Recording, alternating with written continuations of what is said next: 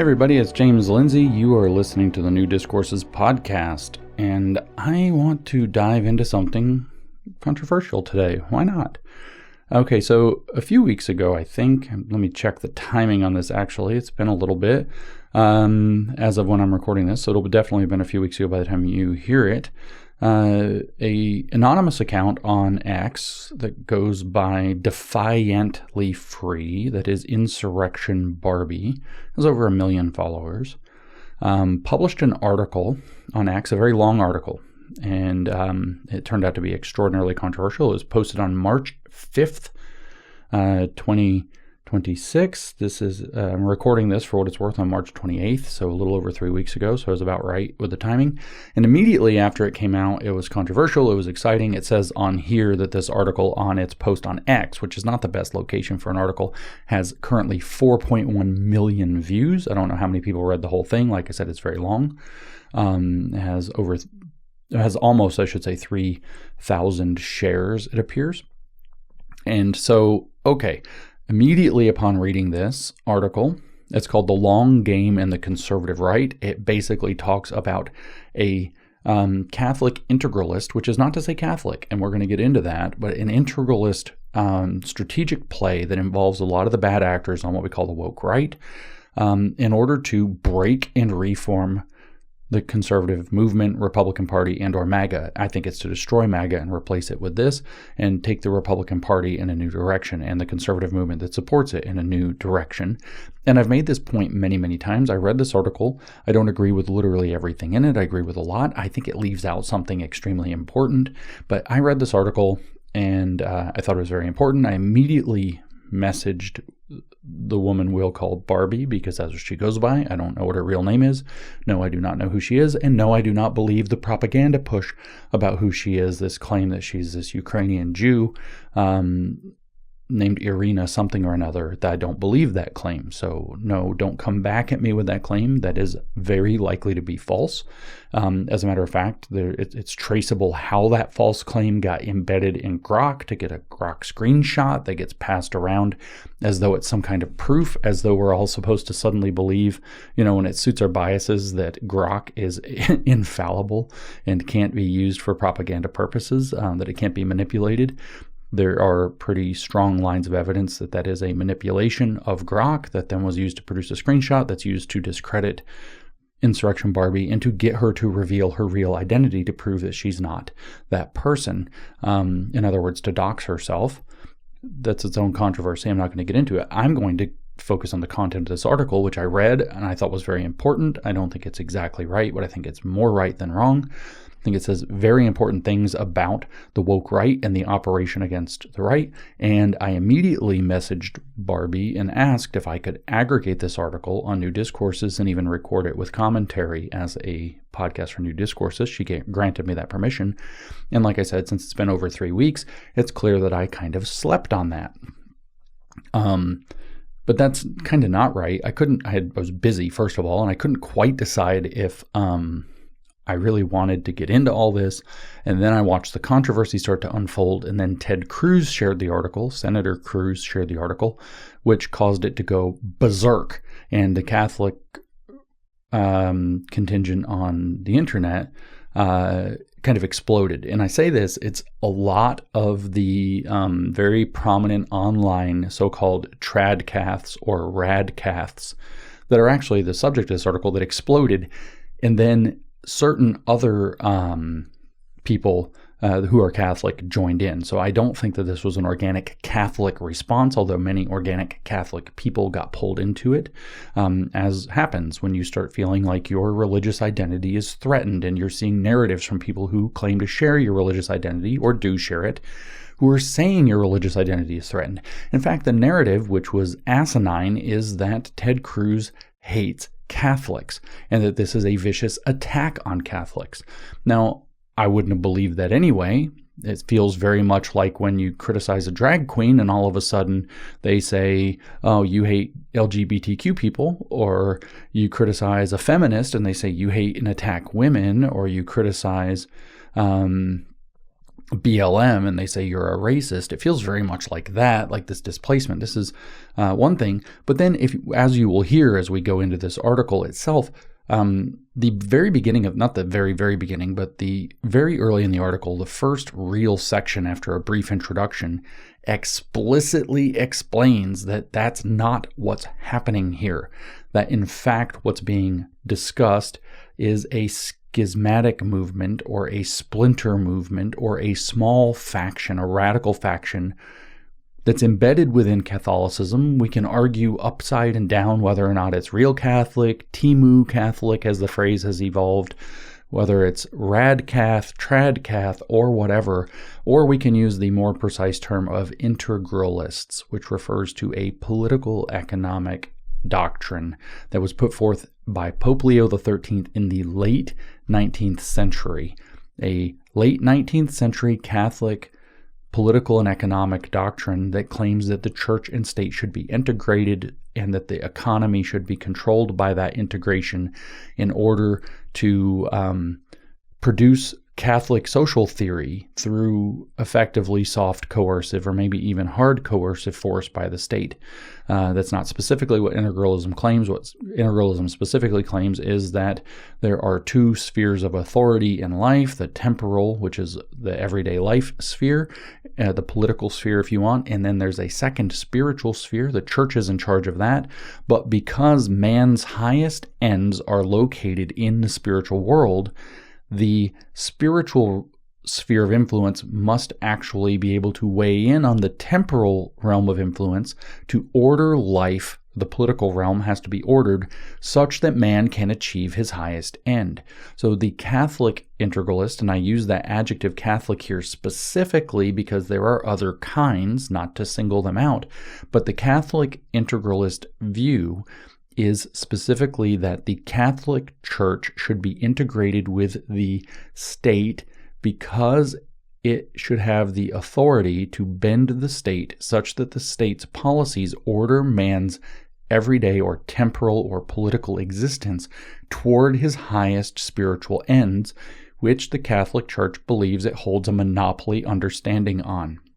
That's a completely accurate, not strawman, not denigrative explanation of what integralism actually is. And like I said, this is not ancient Catholicism back to, say, Constantine or something, or Pope Gregory or whoever you want.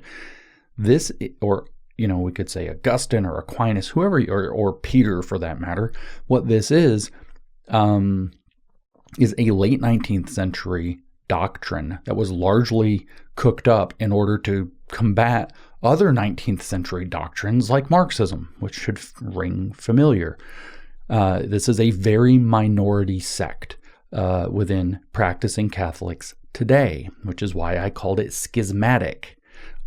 This, in fact, I don't know what the real estimate is. I've asked a couple of the LLMs, the so-called AIs, and they estimated that it is not more than 2% of practicing Catholics today are actually integralist, particularly in the United States, and some of the estimates were as low as 1/100%. I don't know what's accurate. It is not, however, by any means a mainstream Catholic viewpoint. It is, in fact, not accepted in its entirety or even in significant parts by the Vatican, at least today, which is its own whole separate question. Now, I say this also kind of doing a little throat clearing here before I get into this very controversial article, which, by the way, I'm recording. I decided to record this because it blew up. Like, it obviously, right or wrong or whatever, it obviously hit a target. It obviously hit a point of discussion that needs to be had around the woke right, because these people went absolutely bananas with total disregard for the truth and punitive behavior in order to smash Barbie and Senator Cruz and anybody else who claimed to support the article. And they went totally bananas. The iron law of woke overreaction, as I've called it, or what I used to call the woke flip-out test, has signaled positive here. There is a there in this article. They did not want that there being discussed. The they here are the integralists, not Catholics or mainstream Catholics. So here's how the article Barbie. I didn't finish my other caveat. There are other kinds of integralism, especially recently. There's a thing that was pushed for through the national conservatism or NatCon movement a few years ago called ecumenical integralism. So the idea was that you will go across Christian faiths and be integralist specifically for an American, like a pan-Christian integralist program to do this to America, to make America a Christian nation. So the Christian nationalist movement that is we largely associate with Protestant so-called theo-bros is also Protestant integralist. They used to write this. They've deleted most of the proof that they used to write this. They used to write that they were Protestant integralists and that they were working within this NatCon or national conservative vein of an ecumenical integralism. My friend Josh Hammer back in 2022, I don't know where he stands now, specifically wrote and spoke at NatCon that an ecumenical integralism is a necessity to get America back on track. And I'm not throwing shade at Josh. I'm just saying that this was, and he's Jewish. This is the state of the discussion is about integralism. The Christian nationalist movement is a Protestant neo-integralist program that's modeled after the Catholic integralist program, but with a completely Protestant structure and model and intention. It will not be Catholic social theory, but rather some version of Protestant social theory that will inform the state so that the state is integrated with the church that will then order man's temporal life to his highest spiritual end, which for them is getting saved and going to heaven.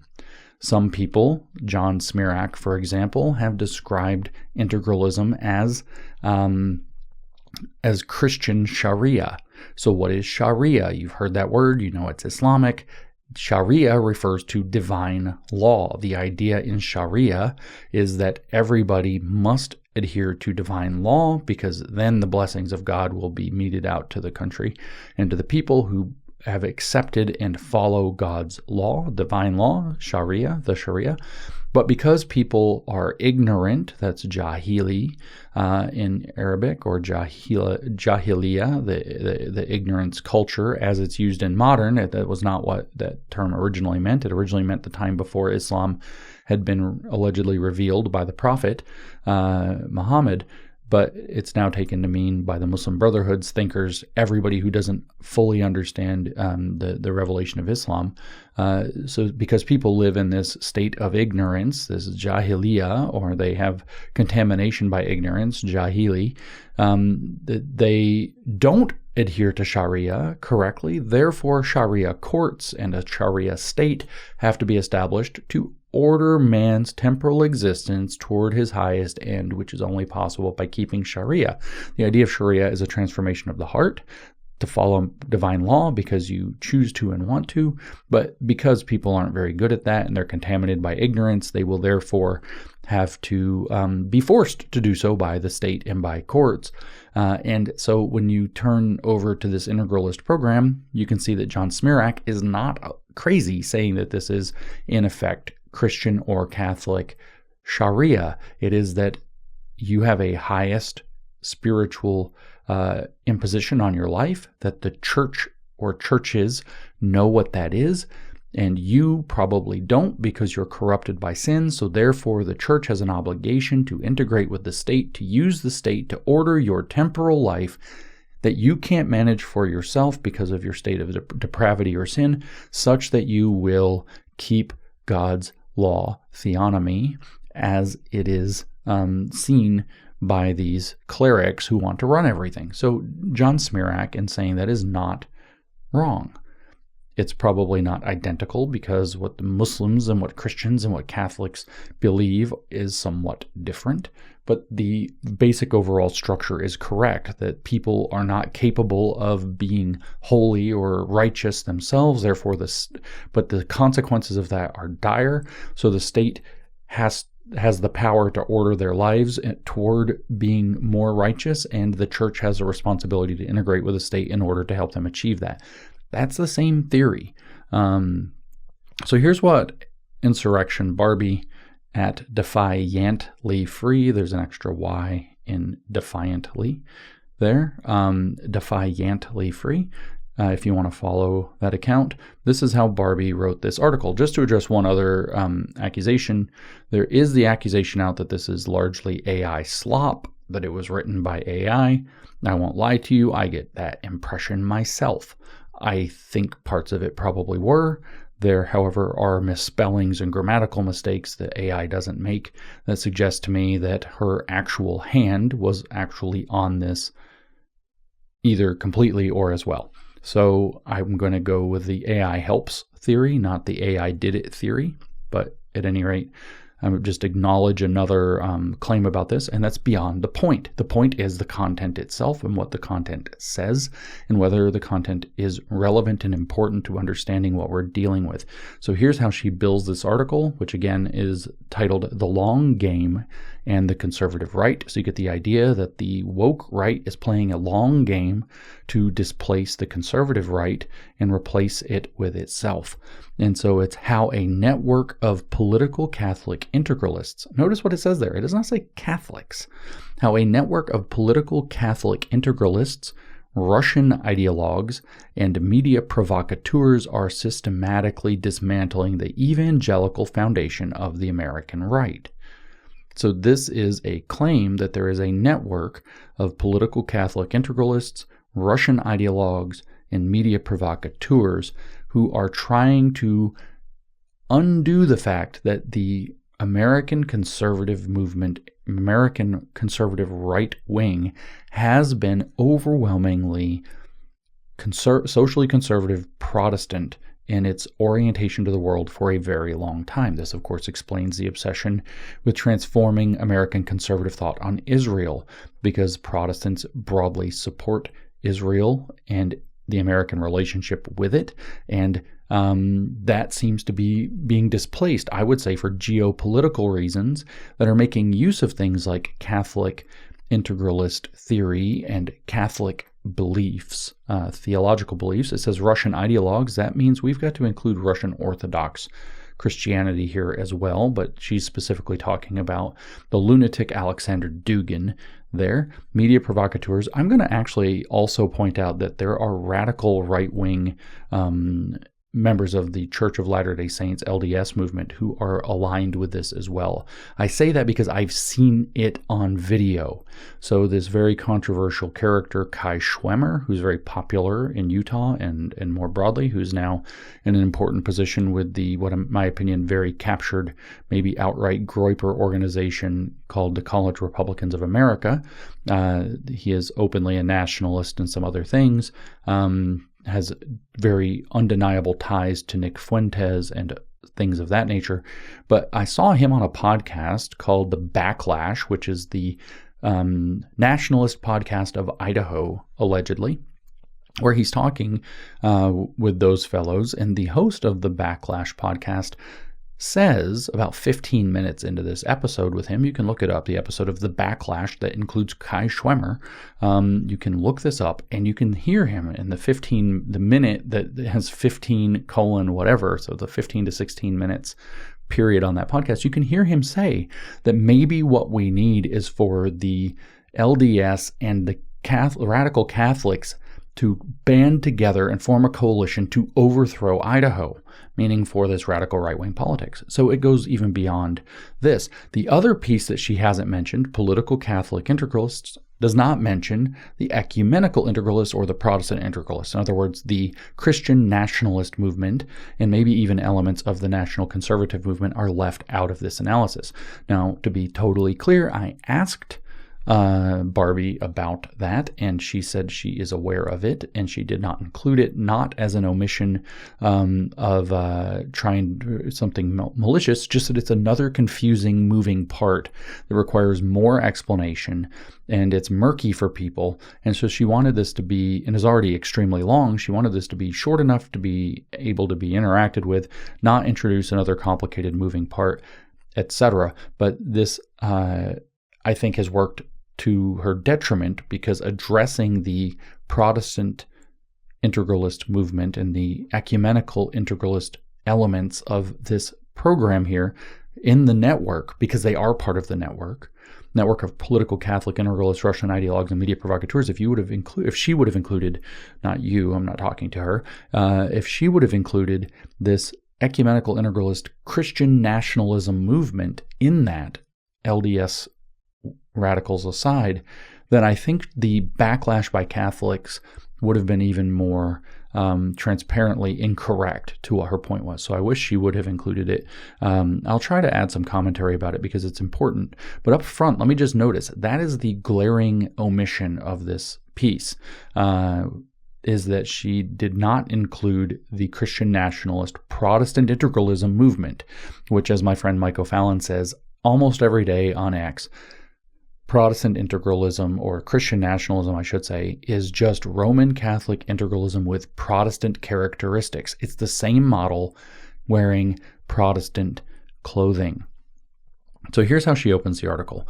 I'm just going to read the whole thing per the agreement with her permission. The conventional framework for understanding the convulsions tearing through the American conservatism treats them as a foreign policy argument, Israel or no Israel, aid or no aid, quote, America first versus, quote, globalism. This framing is wrong in the most important possible way. What is happening is not a debate, it is a demolition. Strong opening. And it's actually correct. This is not actually a foreign policy debate. This is the issue is never the issue. The issue is always the revolution. The point is a demolition of the conservative movement and Republican Party as they are so that they can be replaced. My hypothesis is that the woke right's one of its primary objectives is to destroy the existing conservative movement, Republican Party, and MAGA, shatter it to bits, then to be the largest piece that survives the shattering, and thus become the center of mass for the Republican side that has to win elections going forward. So we smash it to bits, Democrats take power, oh my God, it's a catastrophe, come with us, we're all we have left. So their goal is to smash everything, be the biggest piece so that everything has to reform around them and their radical views. That is the demolition she's talking about.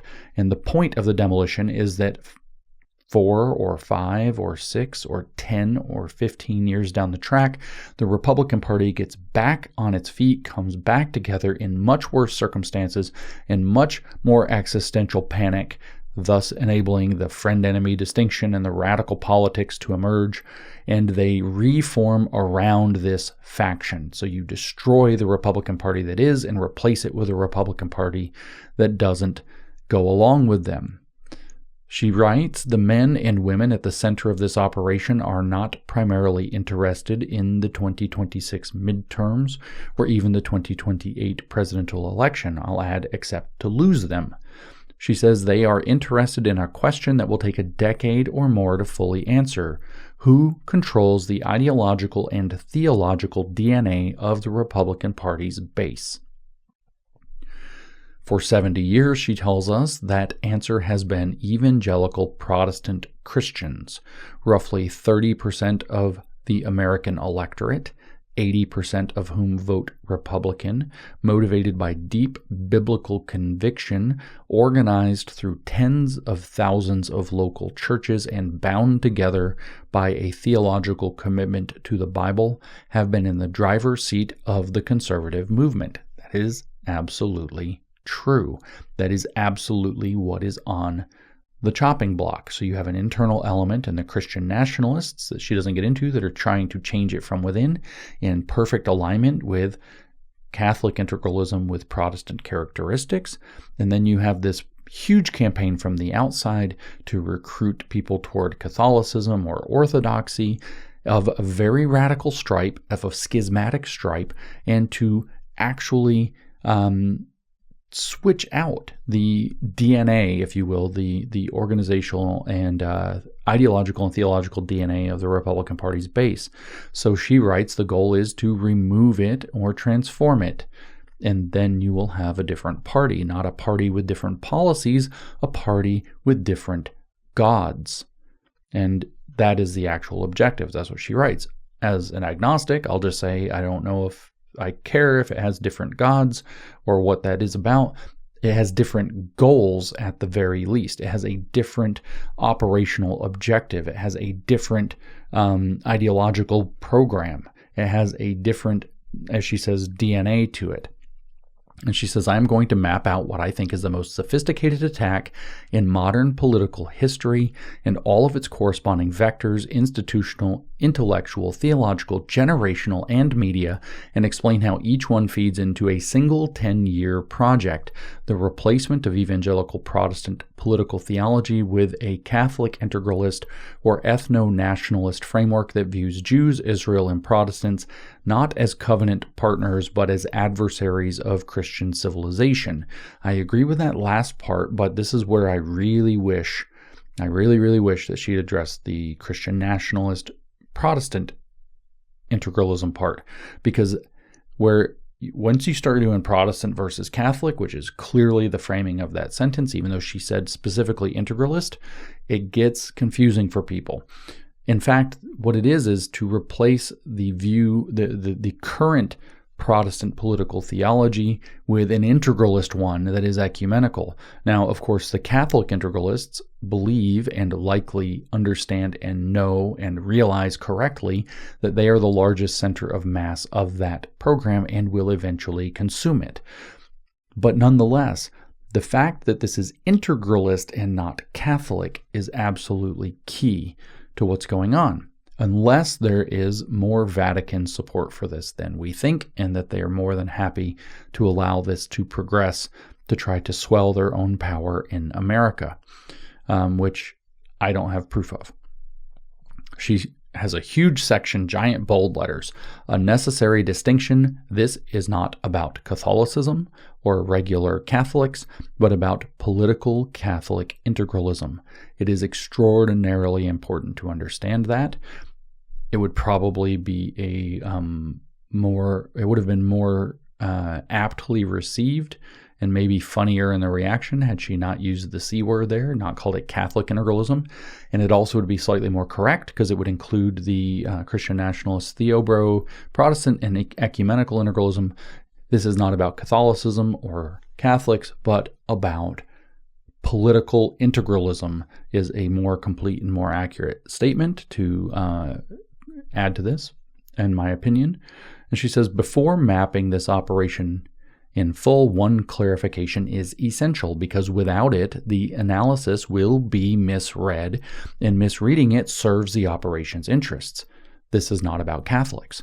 So let it be very clear, right there in print, very close to the top of this very long article, this is not about Catholics. Let's say that sentence again, although everybody's going to forget it. This is not about Catholics. It's about integralists, and there are Protestant ones, and there are ecumenical ones who believe it can go across all of the pan-Christian faiths of America, and there are Catholic ones, and they are all extreme minority fringes of their respective denominations. But let me read that other part again. One clarification is essential because without it, the analysis will be misread, and misreading it serves the operation's interests. And that's exactly what the reaction intended to do. They intentionally misread it specifically to serve the operation's interests. So the iron law of woke overreaction that cued me to actually go in and decide to read this, that said, holy crap, there's something here that's very important that they don't want discussed, was based on in my opinion, at least sometimes, willful and malicious misreading of this article specifically to serve the operation's interests. And Barbie, in writing it, understood the dialectical play. The issue is never the issue is always the revolution play that was going on here, and dedicated the opening part of this article after a short introduction to a disclaimer about that point. Once again, the next sentence, this is not about Catholics, which in the text is separated into a unique paragraph of its own to stand out. She says the 70 million American Catholics who go to Mass on Sunday, vote their conscience, pay their taxes, coach Little League, and have been reliable partners in the pro-life movement for 50 years are not the subject of this investigation. They are in a real sense among its victims. So this is, again, I agree wholeheartedly. The Catholic Church, the typical Catholic, the lay Catholic out there, or even priests and bishops like Robert Barron, are victims of this schism and its very radical approach. Its very radical views, I should say, and its nasty dialectical approach. Its woke approach, frankly. Everyday Catholics are among its chief victims in the same way that everyday women are chief victims of feminism. Feminists go out, speak badly for women, it makes people mad, and women suffer the consequences. For example, BLM goes out, acts badly, people get mad, some people have increased in how racist they are as a result.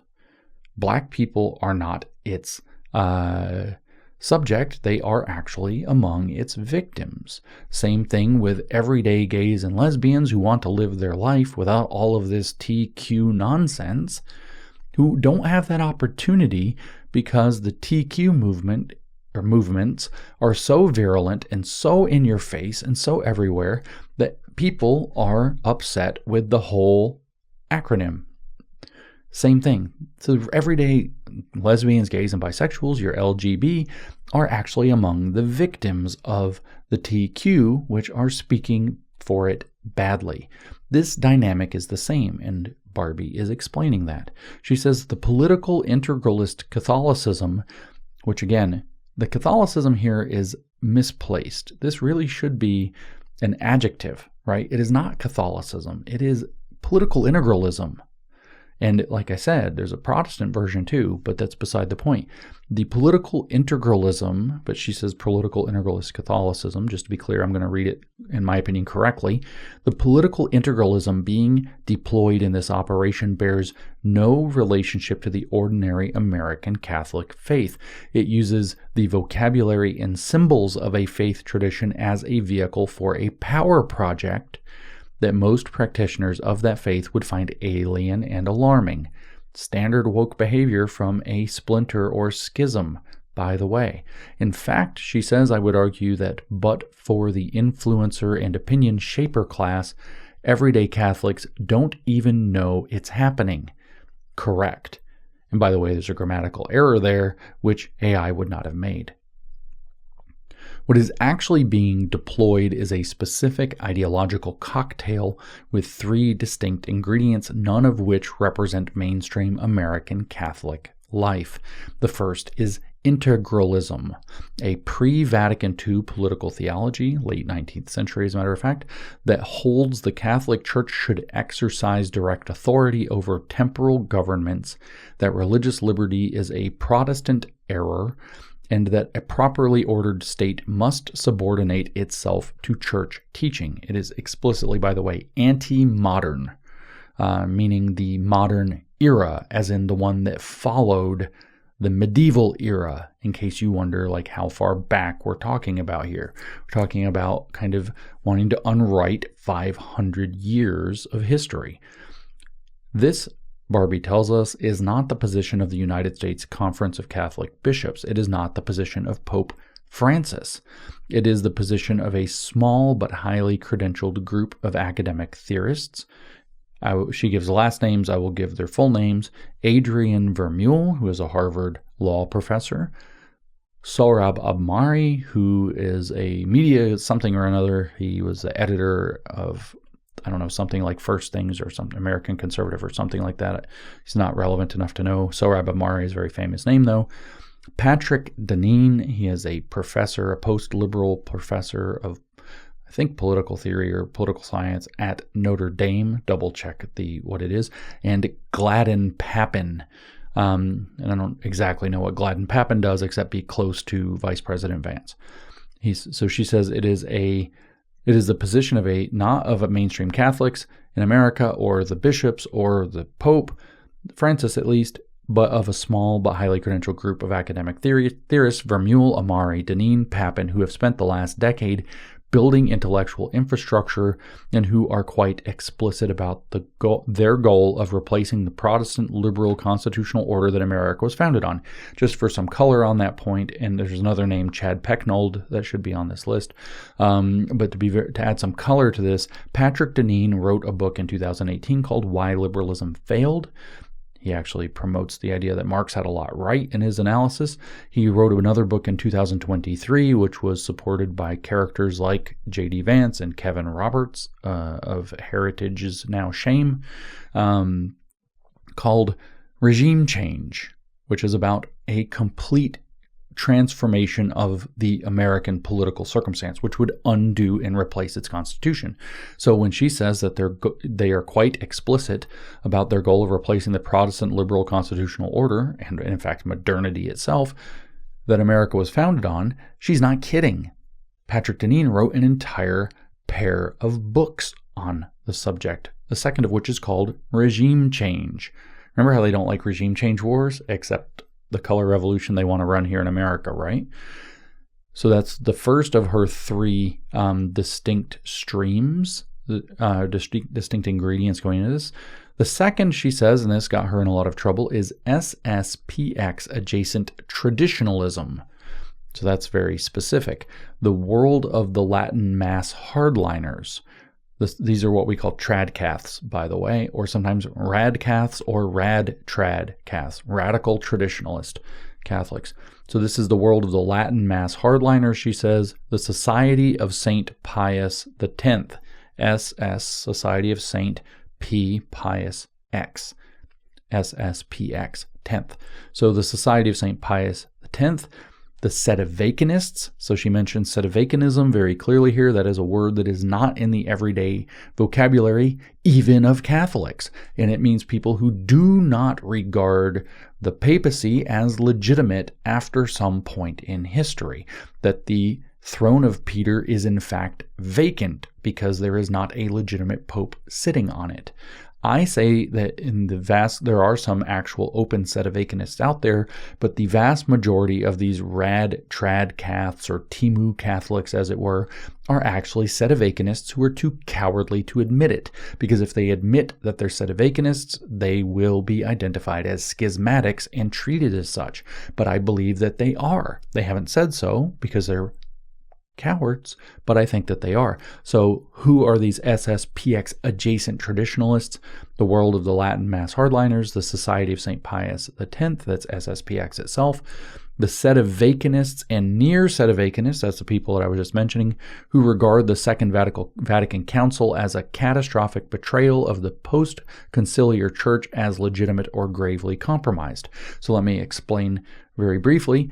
That is your Vatican II, is the Second Vatican Council. There was a massive shift toward ecumenicism that took place. This happened in the 1960s. And there are many traditional hardliners within Catholic right-wing circles who believe that that was a complete pile of crap that shouldn't have happened, that actually betrayed the church and therefore rendered the papacy either illegitimate, that's your sedevacanists, or gravely compromised, that is your near sedevacanists that she mentions. So that's a second ingredient, which are your radical traditionalist Catholics. So you have the integralists, then you have these rad-trad, as we were calling these SSPX adjacent traditionalists. She says Nick Fuentes operates in this world. So there's a character that you can use as a bookmark for what they look like, although other people too. His entire theological framework, the Apostles' Creed imagery, the Christ is King, she put Christ the King invocation, so it's another error that indicates probably not by AI. The Christ is King invocations, the explicit hostility to ecumenism, I usually say ecumenicism, which is probably wrong. Ecumenism and interfaith dialogue is drawn from a traditionalist Catholic milieu that the Vatican itself has repeatedly disciplined and that most American Catholics have never encountered. The SSPX, Society of St. Pius X, was in irregular canonical status with Rome for decades. They are not mainstream these are not mainstream Catholic positions. They are fringe positions that have been given a mass media platform. I will say a alt media platform, actually, a massive alt media platform.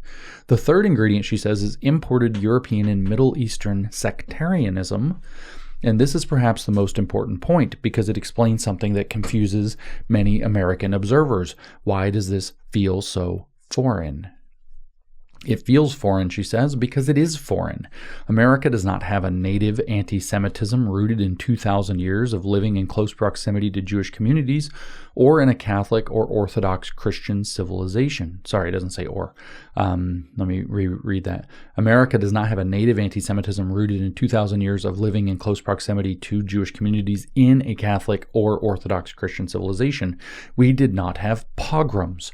We did not have the Dreyfus Affair. We did not have centuries of Jewish ghettos enforced by church law, blood libel accusations, forced conversions, and expulsions. The specific texture of European anti-Semitism, the theological contempt, the conspiratorial frameworks about Jewish power, the language of, quote, Christ killers and, quote, usurers, and, quote, rootless cosmopolitans, is not native to American political culture. It had to be imported. And so where it came from was Asia, Europe, and the Middle East. That importation, she says, is exactly what's happening. Dugin's geopolitical framework is Russian, and Satanist, by the way. The integralist political theology is drawn from pre-Enlightenment European Catholic political thought. The SSPX, traditionalism, is French in origin, founded by Archbishop Marcel Lefebvre, or I can't say his name, it's probably like Lefebvre or something, a bishop who openly expressed sympathy for the Vichy government.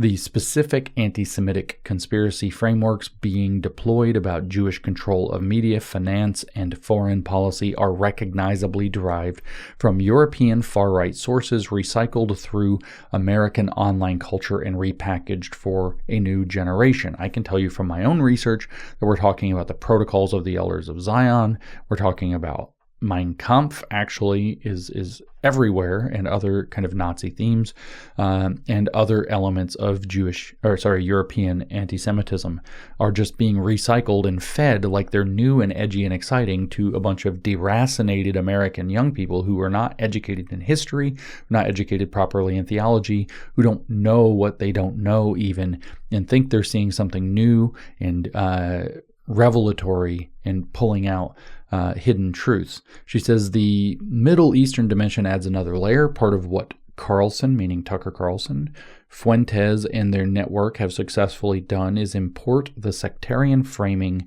of the Israeli-Palestinian conflict as it exists in the Arab world and on the European left, a framing in which Israel is a settler colonialist project. Tucker Carlson has now said that explicitly, by the way. Zionism is racism. That was also a Soviet framing, by the way. And Christian support for Israel is a form of complicity in oppression. So it's all very leftist thinking and very European thinking and very Arab thinking and very Palestinian, who trained the leftists thinking, and very Soviet divisive propaganda thinking. She says they took all this and introduced it into evangelical spaces where it has no native roots. The Palestinian Christian angle, sympathetic pastors presented on platforms like Carlson's as authentic voices of the church and the Holy Land, is specifically designed to create cognitive dissonance for evangelicals who have never had to think of support for Israel as a form of Christian on Christian hostility.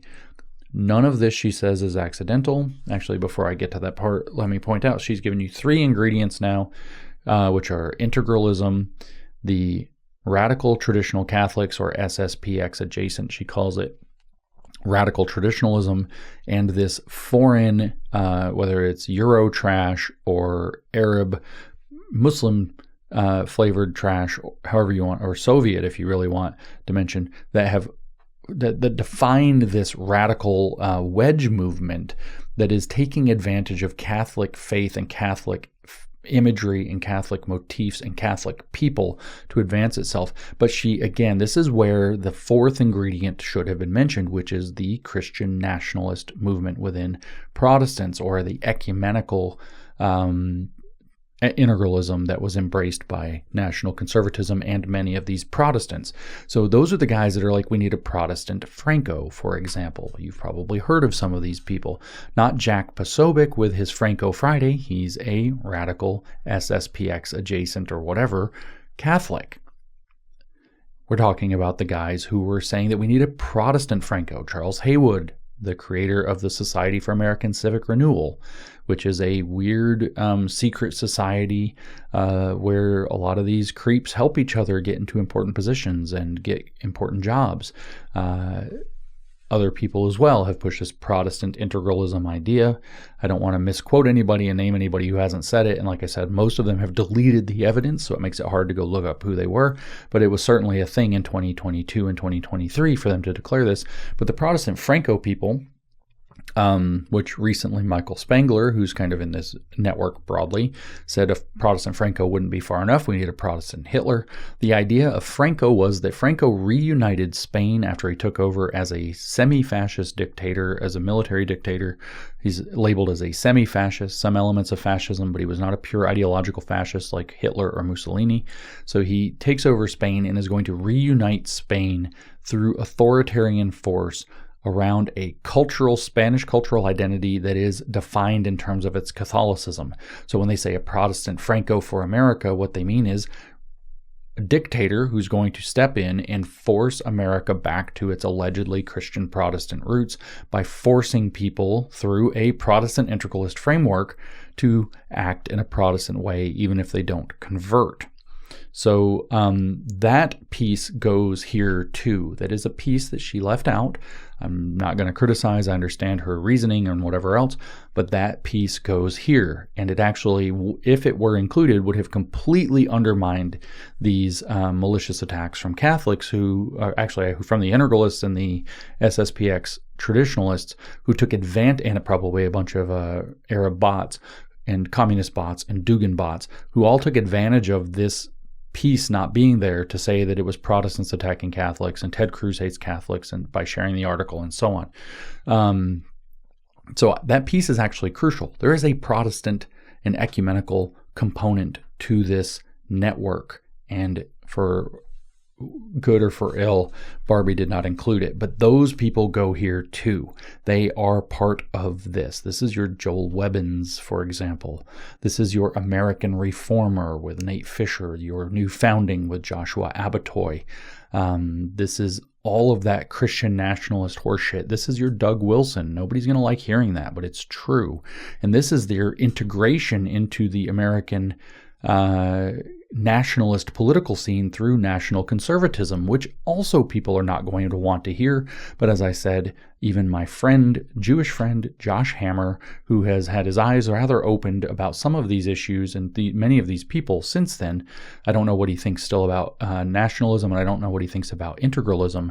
But at the time in 2022, before all of this became hot button, was pushing for ecumenical integralism from the national conservatism platform as the model to go forward. So national conservatism is not off the hook in terms of having helped to build and integrate this network into the problem that it has become. So we have thoughts and prayers for poor Yoram Hazony, who saw yet another of his grand projects turned into something bad. So Barbie concludes this section, this disclaimer section, which we haven't even got to the real part yet, with none of this is accidental. All of it is deliberate. I concur 100%. And all of it, she says, is being imported into a country that uniquely among Western nations built its founding constitutional architecture specifically to prevent exactly this kind of sectarian conflict from taking root. I agree with that too. That is why Patrick Deneen wants to replace the American program with regime change. It is because the American program was designed from its founding to exclude this. So whatever the theological sides of this, whatever Protestant versus Catholic fighting you want to make this be about, this is un-American shit. Un-American, period. Okay, she continues, the voter problem. There's one more thing that must be said plainly because it reveals the desperation underlying the operation's aggression. And P.S., I love that she keeps calling it an operation because it is an operation. The network, she says, has infrastructure, it has influencers, it has think tanks and podcasts and academic journals and a vice president who has yet to condemn it. So we know the influencers, we see them all the time. It has think tanks, like what? Well, now Heritage Foundation appears under the direction of Kevin Roberts, who is at least integralist adjacent and is friends with almost all of these guys. The Claremont Institute, like I mentioned, the things that other people haven't heard of as much, American Reformer and the Society for American Civic Renewal, which are Protestant, which connects to the Center for Baptist Leadership, headed by William Wolfe, aka Wolfe the Lesser. And academic journals, I mean, these would probably include things like Chronicles, First Things, and so on, which are at least captured, and has media outlets. The Blaze has been captured by Schmittians at the least. It's not totally captured. Some of what they do is good, but it's pretty strongly captured. The Federalist appears to have been captured. It's increasingly looking likely that the Daily Caller, which was founded by Tucker Carlson, is in on this. So they have media apparatuses within the MAGA universe. And it says, and a vice president, that's of course J.D. Vance, who has yet to condemn it, and that is still true. Although and while his numbers tank, they are now abysmal. The likelihood of him becoming the next president through an election is very low. It doesn't mean they couldn't, as one of their favorite narratives right now is to impeach President Trump and replace him with J.D. Vance, which I've been trying to tell people for a year is the plan, only to be told that I'm crazy, which is usually what I hear when I'm right. But Vice President Vance has virtually no chance of being elected as president at this point, and yet he still won't condemn this albatross that is causing his plummet, pretty undeniably the cause of his plummet. And it says, although many of us who supported him have high hopes that when it comes time he will, I don't have such hopes. And I'm glad she's saying it. I think that's a very political statement to make. I'm not going to, maybe she believes it. I don't think he's going to say it, except to save face when it's way, way, way too late and it's way past time. So he didn't do it when it was time. He will only do it, and throwing all of these people directly under the bus for his political fortunes in the last hour, and as a very cynical, very ugly move. But what it does not have, Barbie points out, what it never had is voters. And that's what this is actually about. They can't win elections with what they have. They don't have them. They can only win elections by destroying the Republican Party and then in absolute desperation allowing the Republican Party to reform around their radical splinter, because we have to win elections against the terrible left, which is now oppressing everybody, and we're the only possible solution. She writes, American Catholics do not vote as a bloc for Catholic nationalist candidates. As a matter of fact, most of them vote for Democrats. In fact, I sat on a plane next to a very nice left-wing New York City Catholic Democrat the other day, and much of what she said, although some of it was distinctly Democrat in flavor, much of what she said matches exactly with what this network on the so-called woke right says. They say exactly the same stuff. So it's absolutely true that American Catholics do not vote as a bloc for Catholic nationalist candidates. American evangelicals, on the other hand, have voted as a gigantic bloc for Republican candidates, as the Republican Party has been constituted for quite some time. She writes this regarding the American Catholics: they never have voted as a bloc. Italian-American Catholics in New Jersey, Irish-American Catholics in Boston, Latino Catholics in Texas and Florida. These communities, she writes, vote on economics, immigration, crime, jobs, and family. They do not vote on integralist political theology because they have never heard of integralist political theology and would not recognize themselves in it if they had. As a matter of fact, more than that, like I said, half of them are on the left.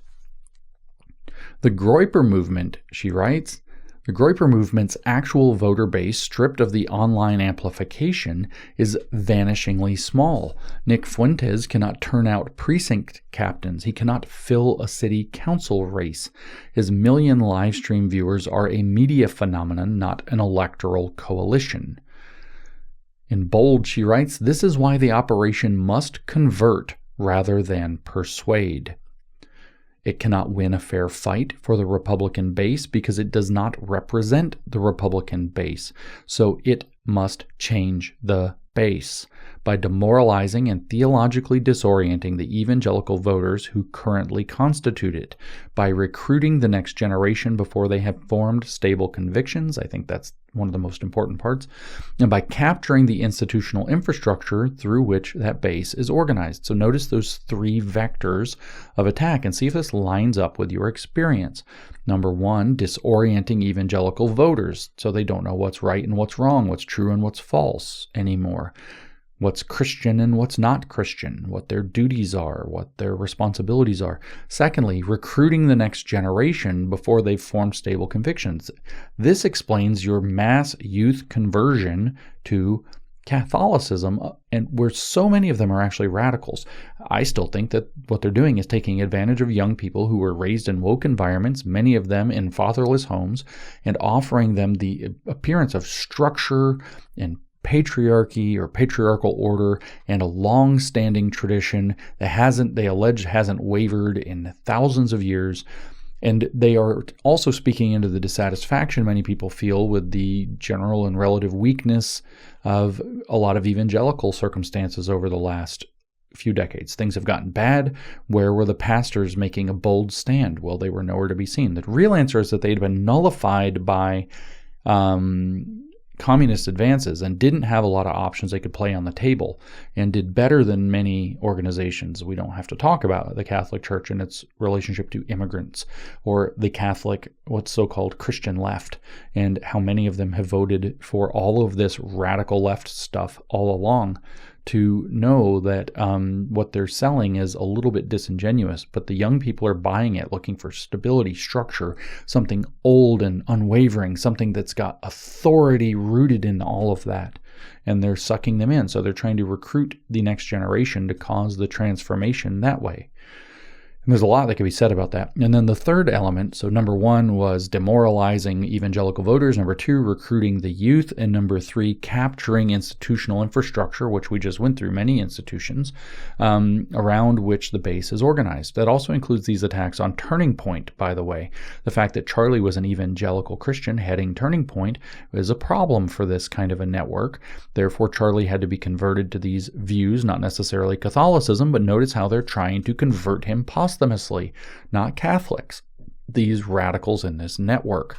And Turning Point itself is under attack in this exact regard, and for this reason. The institutions through which this base is organized and mobilized have to be captured as well. This is how you end up, like with all woke things, with a small, unpopular minority faction with massive political control. That's the play. She writes, the aggression of the current movement, Carlson's escalating attacks, Steve Bannon's declaration that Ben Shapiro is a cancer, the shamelessness of the young Republicans' chats, we could add the shamelessness of the college Republicans that have burst out since, the college Republicans of America, I should clarify, is not the confidence of a movement that knows it is winning. It is the urgency of a movement that knows it does not have voters and needs to acquire them before the window closes. Now, to be fair, since I pointed out some grammatical mistakes that AI wouldn't make, this is the it's not this, it's that framing that AI very frequently gives us. So there are reasons to believe that AI did help with this, and I'm not going to deny that or try to hide it. Understanding that changes everything about how the counter operation should be run, she writes.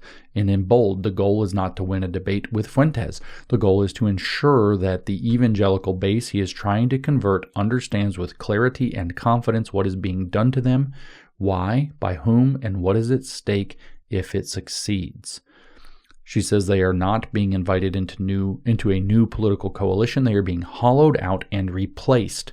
And the people doing it are counting on them not to notice until it is too late. I agree wholeheartedly with that. A second distinction, so we're still throat clearing. We didn't actually get to the meat yet. This is not Donald Trump. I agree completely. Donald Trump is not this. You can tell that now, 3 weeks later, because they've all turned on Donald Trump.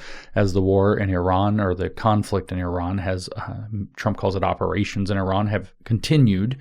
It's funny, the propaganda says it's Israel's war. It is a war, actually, in Israel. It is not a war declared by the United States. So they can say that and be true while being misleading. Remember, paltering is the word that means being misleading with true statements or lying with true statements. So I agree that this is not Donald Trump, that these people have largely turned on Donald Trump and revealed that fact very clearly now to us. Donald Trump, she writes, did not create this operation. He does not control it. In important respects, he does not even fully understand it, and the people running it are counting on that. I will add that he is a primary target of it, as a matter of fact. Like I said, one of their main narratives right now is to delegitimize Trump with voters, to demoralize maybe for the midterms, etc., but also to encourage an impeachment and conviction narrative to get him out of power, or at least put him in a political quagmire following the midterms, which they are anticipating we will lose very badly, and blaming on the people who called out their schismatic behavior, their wedge operation against us. She writes, Barbie writes, Trump's political rise was powered by legitimate grievances that had been building in the American working and middle class for decades. True. Deindustrialization, trade deals that gutted manufacturing communities, 2 costly wars in the Middle East prosecuted on false premises with no clear victory and enormous human cost. I'm going to add a caveat there, or so we believe, about the false premises. I don't know. I don't know anymore. The woke right's too insistent on tying everything to the Bush doctrine to try to discredit all of their opponents. When they say neocon, that's what they mean, by the way, is the Bush doctrine and conservatives who support Israel. And everything that they say is so wrong and misleading that I'm starting to suspect that many of the premises of these Middle East wars might have been true, not that we actually engaged in them correctly or made the right decisions about what to do in Iraq or anything after the initial decisions to attack were made. But at any rate, these are our frustrations. An immigration system that neither party had the political will to fix, a credentialed professor class that had grown contemptuous of the people it was supposed to serve, a foreign policy establishment that treated American blood and treasure as instruments of global management, while the communities that supplied that blood fell into poverty and despair. These, she says, are real grievances, and she's right. They deserved a political response, and she's right. Trump provided one, and she's right. The people who voted for him in 2016, 2020, and 2024 were not voting for anti-Semitism, and she's right. They were not voting for white nationalism, and she's right. They were not voting to dismantle the evangelical Israel alliance, and she's right. In fact, that's one of the things people voted for Trump specifically on, is that he is so pro-Israel, the most pro-Israel president we've probably ever had. They were voting, she writes, against a political establishment that had stopped representing them, and Trump was the man who volunteered for the job. In bold, separated for clarity, the network we have been documenting did not create those grievances, but it has become expert at exploiting them. Correct. You have real grievances out there, and bad actors are doing agitation and propaganda to inflame you on your real grievances, to mislead you into their radical agenda, that's exploitation, rather than giving you real solutions, which Trump is trying to provide. They want you to break from Trump because he's providing real solutions. So they're saying that he betrayed you, he betrayed his promises, he betrayed everything, whatever. He's failing, he's terrible, he's bought, he's controlled. The Jews control him. Netanyahu controls him. Netanyahu gave him a beeper that's obviously a bomb and therefore controls him. As if that were true, they wouldn't have just thrown the damn thing away already, or actually detonated it somewhere.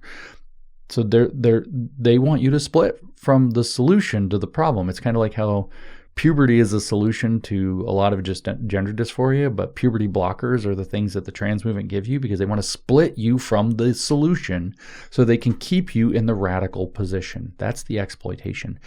And they're manipulating your faith even more than your politics to do that. And that's kind of the point here.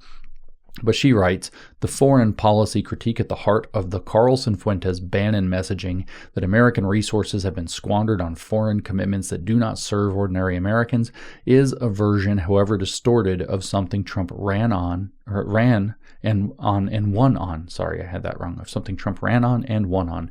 The critique of neoconservatism. Listen to what she says next. Of the Bush era. It's Bush doctrine, not neoconservatism like Reagan. Neoconservatism like Bush. The Bush doctrine is distinct from the Reagan doctrine. The critique of neoconservatism, of the Bush-era foreign policy consensus that took America into Iraq and Afghanistan, is a legitimate critique that a significant majority of Americans, including a significant majority of Republicans, now share. The operation's genius, such as it is, she writes, has been to take that legitimate critique and attach it to a payload the voters who hold it never signed up for. The argument runs like this. You were right that the Iraq War was a disaster. You were right that the foreign policy establishment lied to you. You were right that American resources were being spent on projects that didn't serve you. Now tell us who was really behind all of that. Now let us tell you, who really was behind all of that. Let us tell you who controls the foreign policy establishment.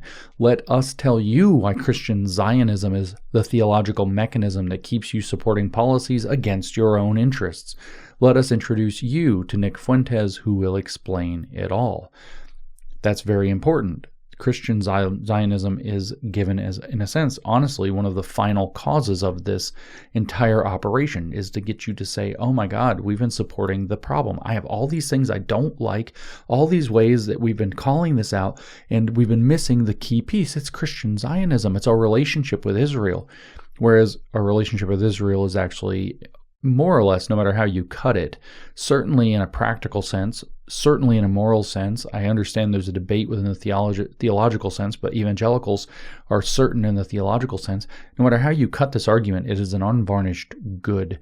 It's not a perfect good, but it's an amazing good. It's one of the best allyships we've ever had, one of the most effective military allyships, and one of the most important theaters in the world at one of the most important times in history. Why do you think they want that severed? The Soviets wanted it severed from the very beginning. As soon as it was clear that the Israelis were not going to join with the Soviets, and the Soviets started all this crap in Palestine. I mean, it wasn't hard to inflame the Arabs who were already mad, but they started really manipulating the region. And then they started pouring into this anti-Zionism narrative, in particular, once they realized that Israel, they already had some too, but once they realized that Israel wasn't going to join in with the Soviet Union. And now this is the propaganda that's being repeated by the American right wing. And like she says, let us introduce you to Nick Fuentes on the Tucker Carlson show, fully mainstreamed, who will explain it all. She says each step on that chain sounds like a reasonable extension of the previous one. The conclusion, that's called a primrose path, guys. The conclusion it leads to that Jews control American foreign policy, that Christian support for Israel is a manipulation, that the real enemy is the Judeo-Christian framework itself, has nothing to do with the legitimate grievances this journey started from. But by the time a young man has followed the argument to its end, he has traveled so far from his starting point that he may not recognize how far he has gone. All bold. This is the bait and switch at the heart of the operation. The bait is legitimate. The switch is radical. Very important point. Like I said, it's in bold. That section feels a lot AI to me, just to disclaim. Maybe it's not. Trump's actual position. Donald Trump's relationship with the Jewish community in the state of Israel, she writes, is one of the most documented aspects of his public life.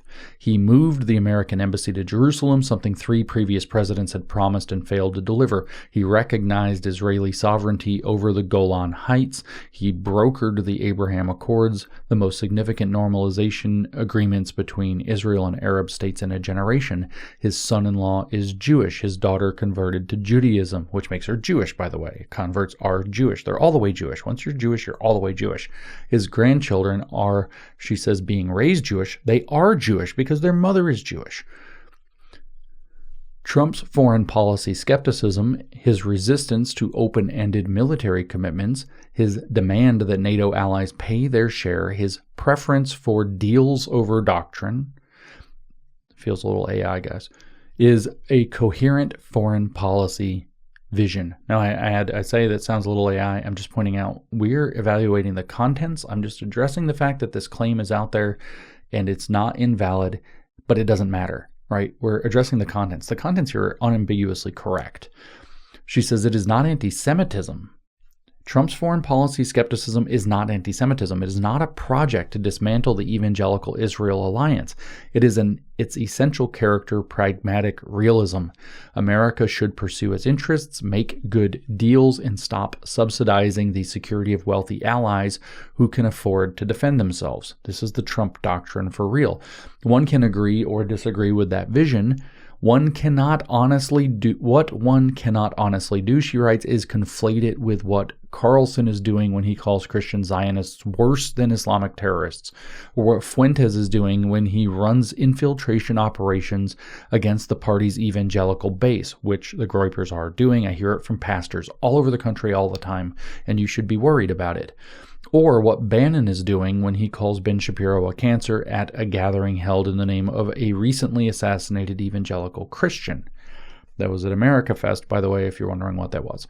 Those things are not in Trump's foreign policy. They are a separate operation running alongside Trump's coalition. This is a splinter technology. You run alongside and veer off. Pull as many people as you can with you and blame the people who don't come for being divisive. That's the wedge maneuver. They are a separate operation running alongside Trump's coalition, using his legitimacy as cover in pursuing objectives that Trump himself has never endorsed and that his own record directly contradicts. The men running this operation are political parasites in the technical sense. Now, this is a place to stop and pause, because this got turned into that she and Ted Cruz said that Catholics are political parasites, which is a malicious misreading of what is written. The men running this operation are not all Catholics. The men running this operation are political parasites. That is correct. You don't get to blow that out to Catholics. And you don't get to say that anybody who said the article is correct and important is saying that Catholics are political parasites, because that's not what anything says.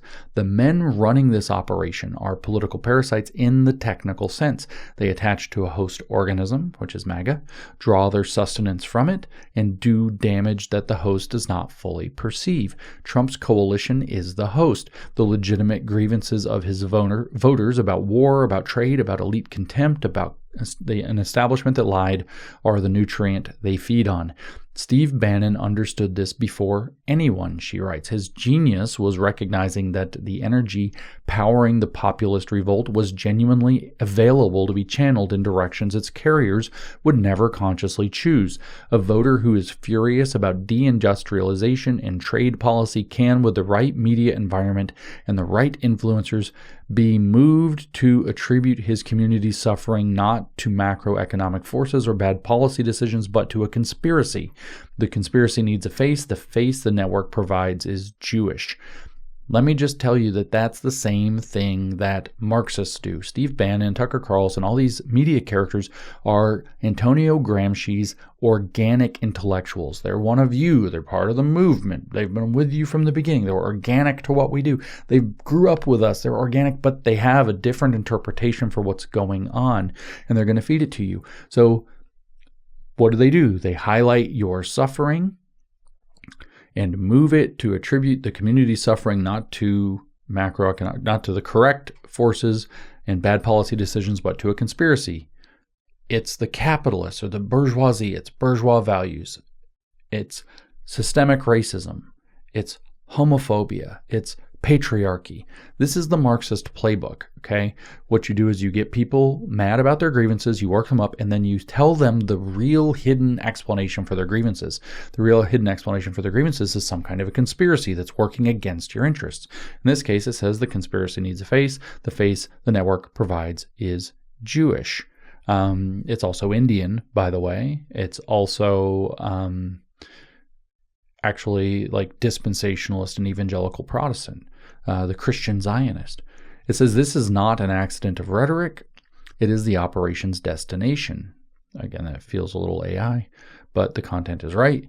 The legitimate grievance is the on-ramp. The anti-Semitism is the highway. Trump's voters deserve better, I agree, than to be used as raw material for a project imported from Russian geopolitical theory and pre-Vatican II European political theology. Their grievances are real. Their political revolt is legitimate. It says in the past tense, and I'm correcting it to the present. They did not sign up to be the transitional base of a movement. Notice that you become the vehicle of a transition from what has been to what could be.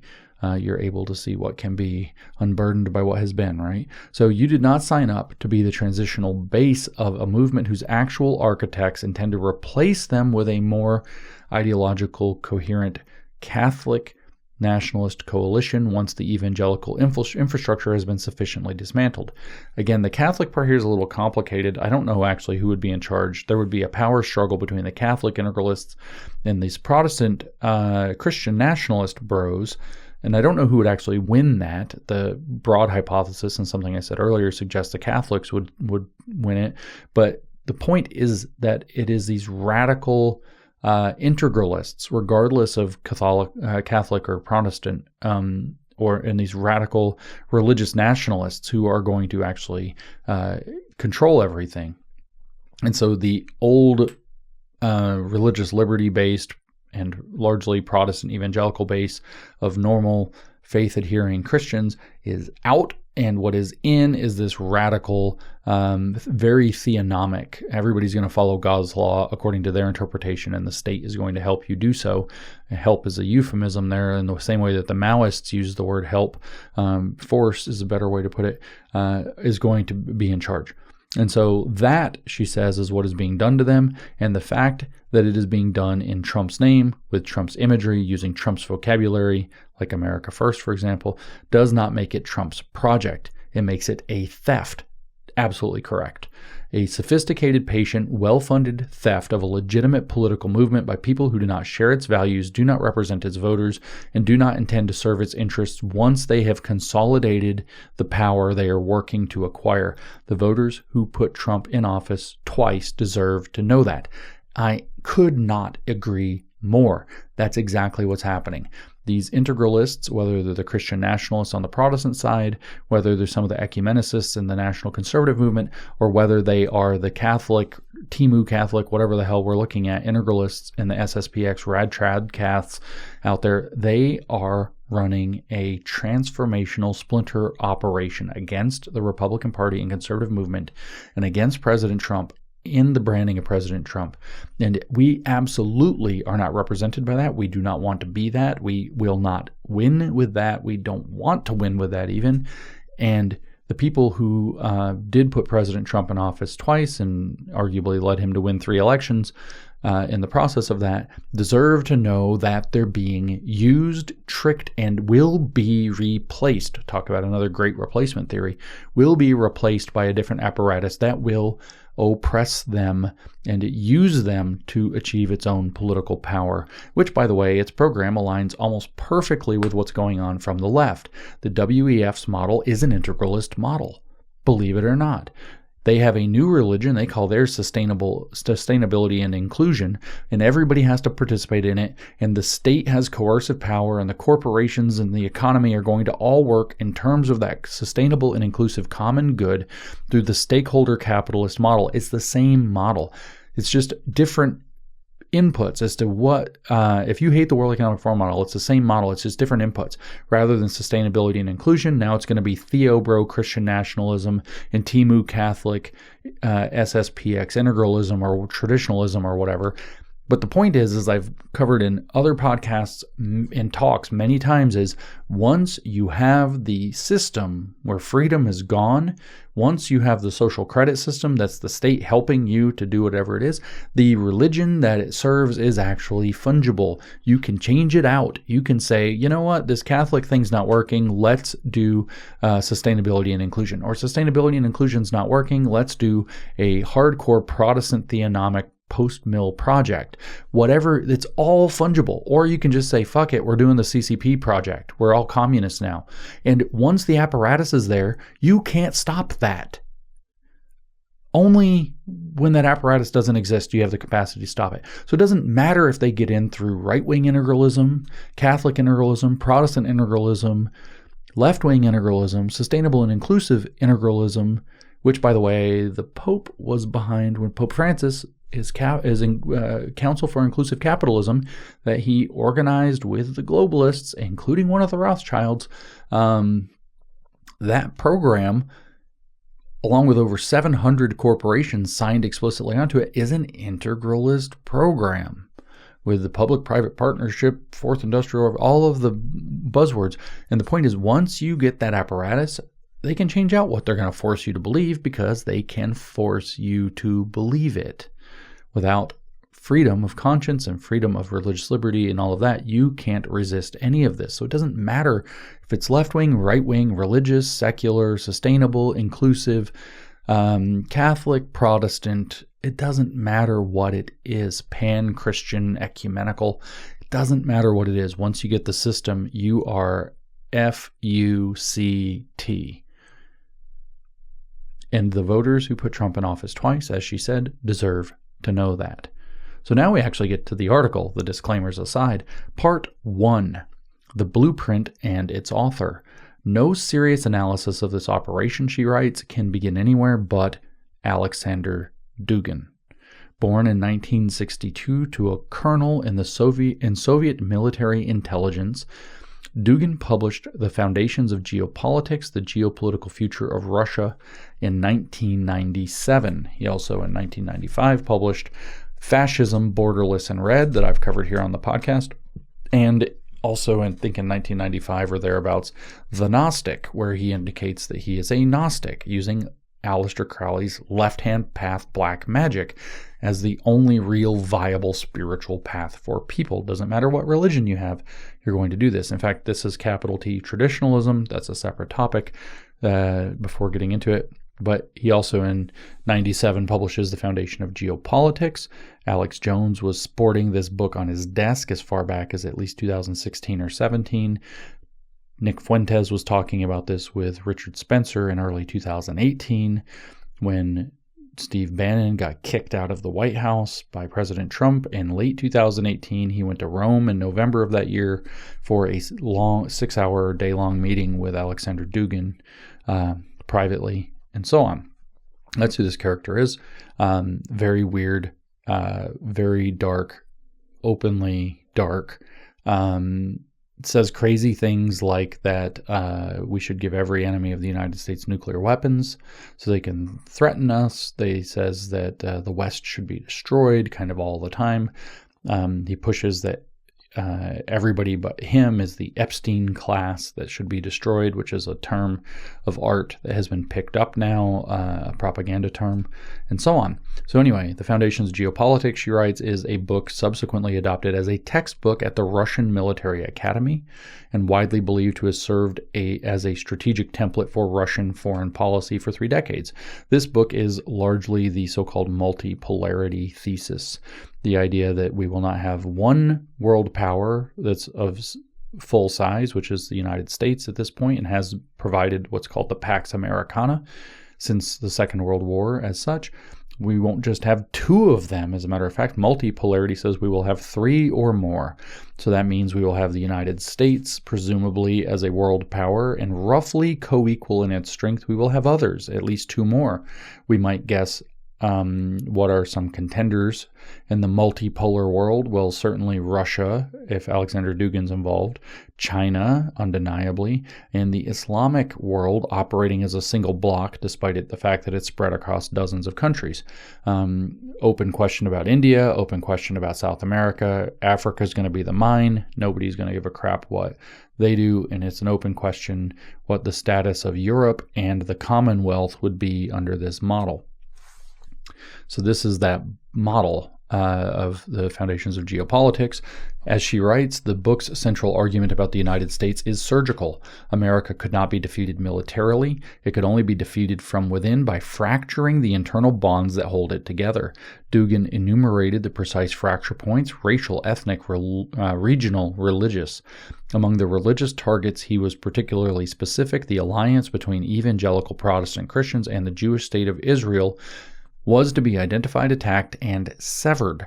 So if you wonder why you're running around doing all your Israel this, Israel that propaganda, maybe you should consider that it had a Russian anti-American source, as you can actually go and read the book. and understand that it did. And that, where did you get introduced to Alexander Dugin? Well, like I said, you had Richard Spencer and Nick Fuentes talking about him. You had Alex Jones talking about him, interviewing him, actually. Then you have Tucker Carlson interviewing him when he went to Russia. And then you have Aaron McIntyre, not his real name, interviewing him more than once from The Blaze.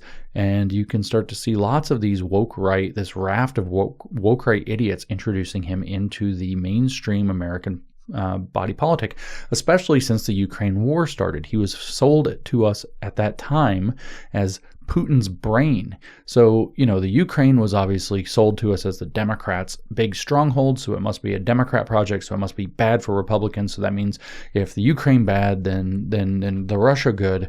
Therefore, very simple, us versus them, friend enemy distinction thinking. So if the Democrats are supporting Ukraine, Republicans should oppose it. Therefore, Putin is probably good. Therefore, the guy that's informing Putin's geopolitical strategy and theory that justifies him is probably good. Therefore, we all have to hear out what this crank that hates our country has to say.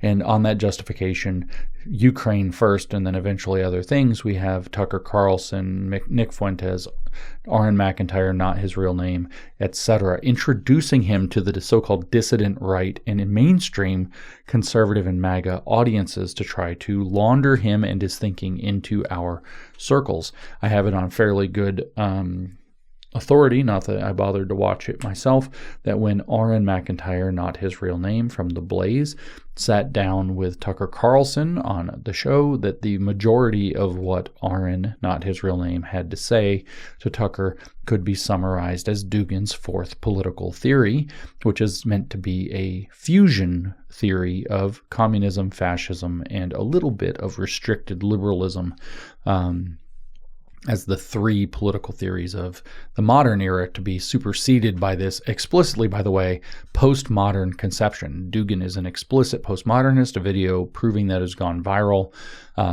where he explicitly says that there's different countries have different truths. He denies the fact of a stable, objective truth out there at all, and that Russian truth is different from American truth, and so on, and explicitly by name invokes postmodernism as the theory that must be embraced to understand this. So why are these guys not allowed to be called woke again? I'm not sure. Probably because they don't like it, and it exposes them just like this article exposed them, but I digress. So again, among the religious targets, to go back to Barbie's writing, he was particularly specific. The alliance between evangelical Protestant Christians and the Jewish state of Israel is to be identified, attacked, and severed. The mechanism would be replacing the broadly Protestant Christian nationalism that had dominated American conservative politics with which naturally included Jewish Americans within a Judeo-Christian civilizational framework with something older, harder, and more explicitly exclusionary: European blood and soil ethnic nationalism with a Catholic or Orthodox Christian face. So this European blood and soil ethnic nationalism sounds like she's just evoking the Nazis illegitimately, but I want to make it very clear. Go back and listen to the episode of this podcast where I read through Fascism, Borderless, and Red by Dugin. He calls himself a Russian National Socialist. He explicitly calls for European blood and soil ethnic nationalism at the center of his vision, of his project. It's there in black and white. It's only a couple pages long. It's not hard to see it. So she's not exaggerating, is my point. She goes on and says, Dugin understood something American analysts consistently miss. Evangelical Christianity is not just a religious preference. It is civilizational architecture.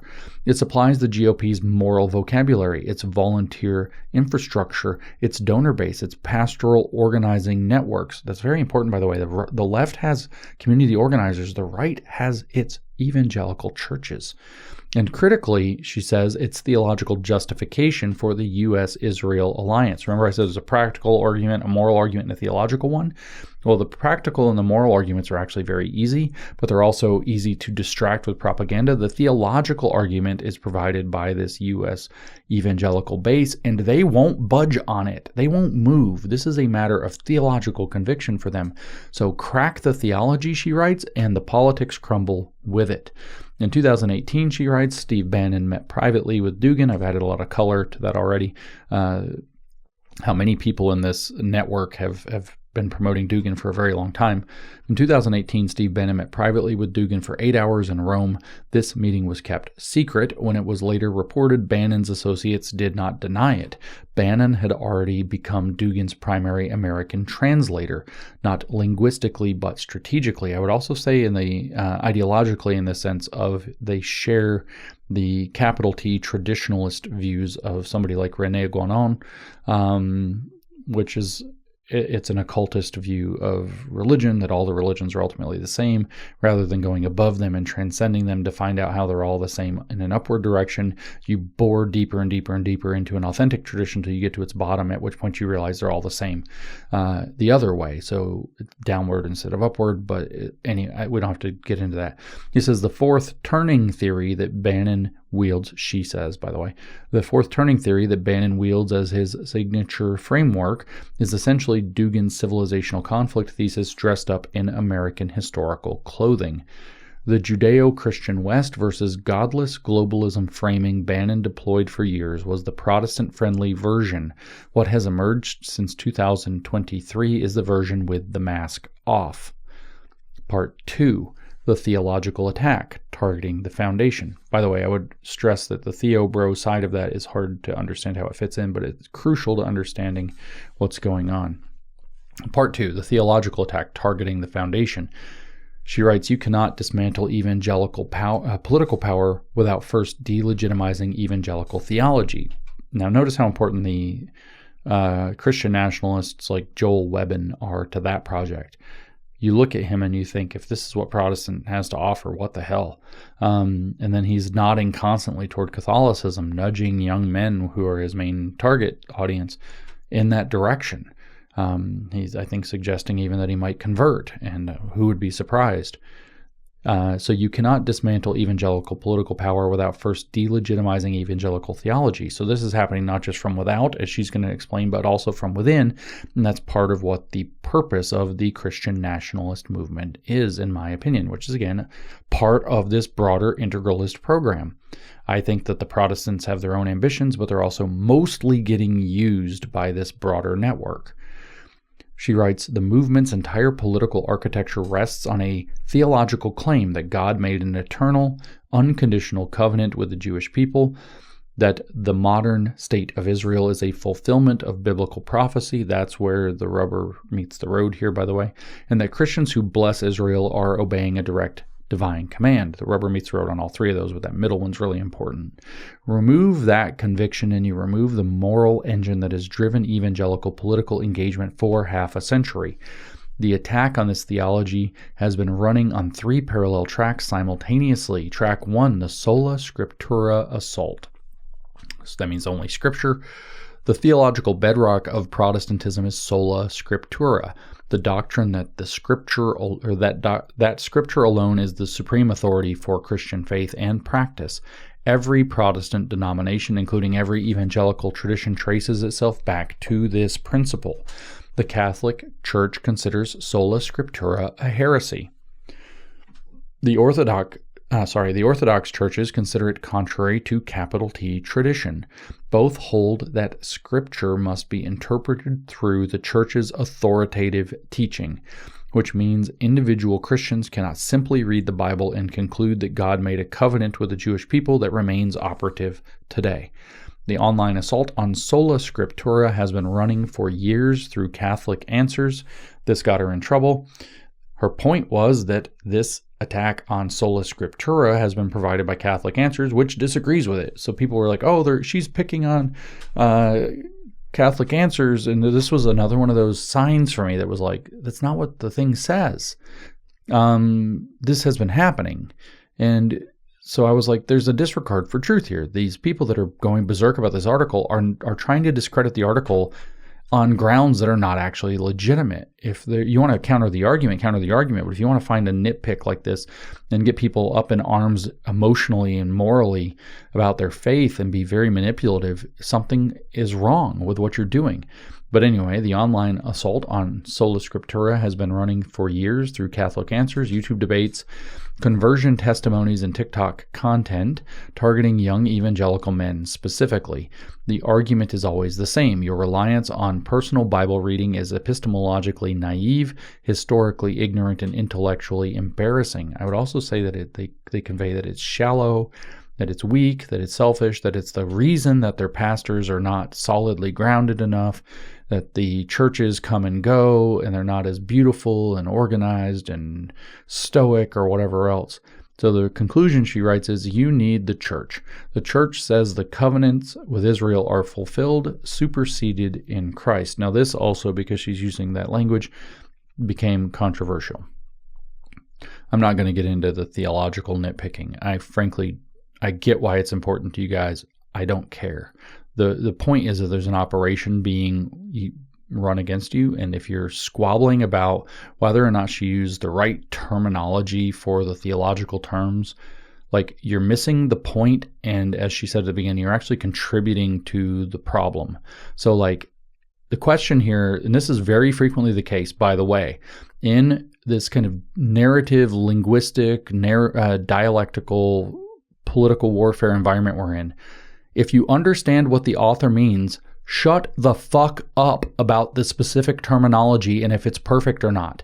The point is to convey ideas. It is to understand what is being talked about. If you go into the linguistic morass, you are probably missing important points for stupid reasons. I get that you think that this stuff is super important, but you are being manipulated here, and this is one of the ways you're going to get manipulated.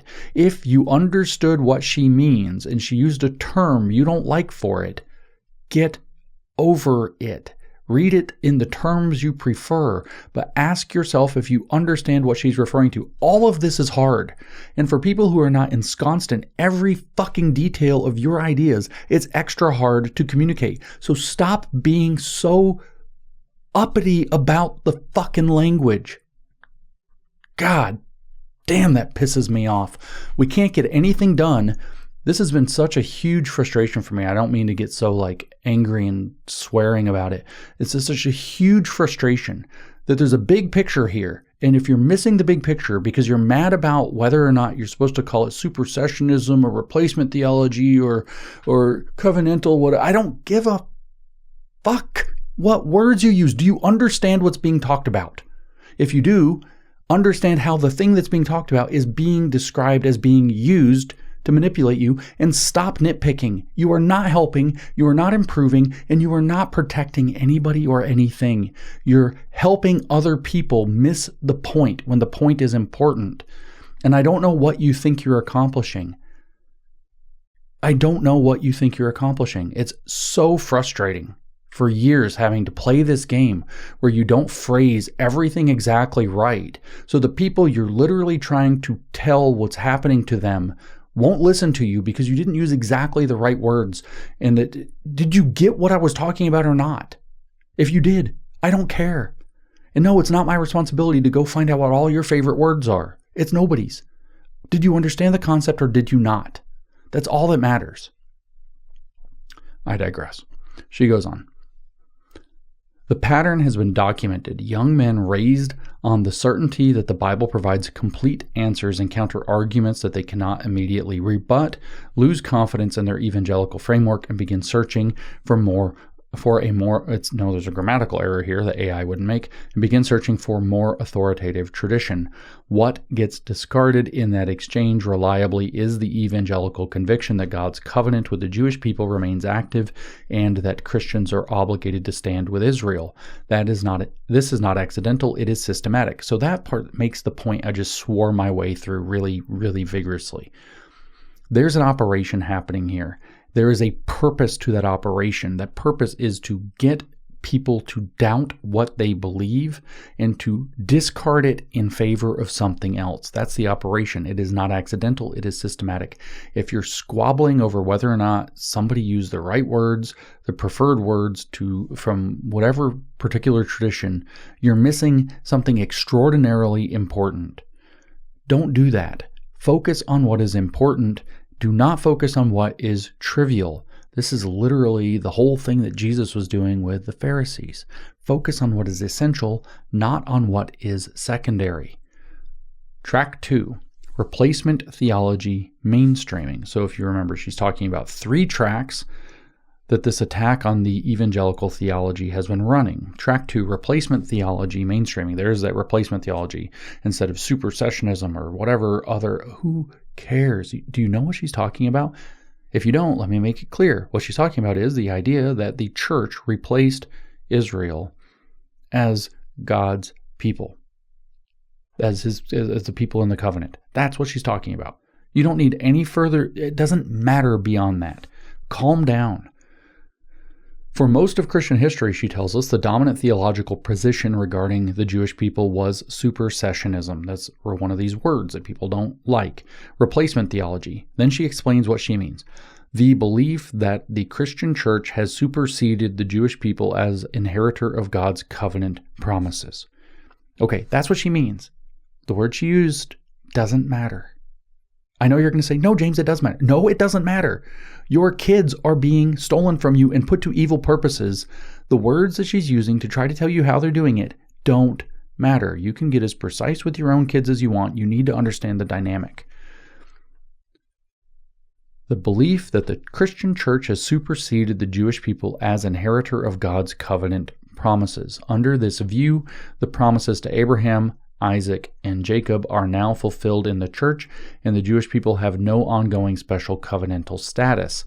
Evangelical Protestants, particularly in the dispensationalist tradition, explicitly reject this.